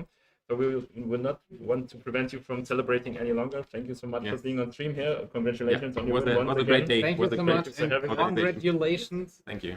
And have a nice trip home. And we will Yeah, see thank you. We will have to drive 2.5 hours now. Oh, Okay. Our driver is not sleeping yet. Yeah, but watch it right. You are not the driver. I'm not the driver. No. So you can chill on the back seat, Yes. relaxing and celebrating your win Yes. tomorrow. Yes. Hopefully. Yes. All right. Hopefully. See you soon. Yeah. Thank you very much. See you soon. Yes. All right. So And we are... now, with these last words, is there anything else you want to share to our community? I mean, this kind of tournament has been a childhood dream for me. Actually, it was also like a quick idea of myself. I was pitching it to the store owner saying, we like this game. We have the capacity to do something bigger. Let's try if LSS were interested in doing something. And they came through. They remembered us after we talked to them after a whole year, and they made this possible. So thank you very much for LSS. It was a very Yes. great pleasure for us having Thank this you tournament. so much. A great community effort. We had everything that has been put up today, from the pricing to the food to all of the things you have been seeing on stream, was a very high community effort. Just people that, like you and me, playing Flesh and Blood. We are not professional casters. We are just people playing at the store, trying to make the best and make a stream work. And you see, it can be done. Yes, and to be honest, we were the only two persons who have suits, so Yes, that's the why we are reason. sitting Yeah, here. yeah, that's everything we can do about that. But yeah, all I want to say is I encourage you, if you have a dream to host a big tournament, be a caster, be a judge, whatever you want to be a pro, work hard at it. It is possible in this game. It is a great game about friendship, perseverance, and professionalism. And so take that as you will. And with that, we want to say a good night to you. Thank you so much for enjoying the stream. And this is Battle Hardened Munich signing off. Good night. Good night. Thank you so much.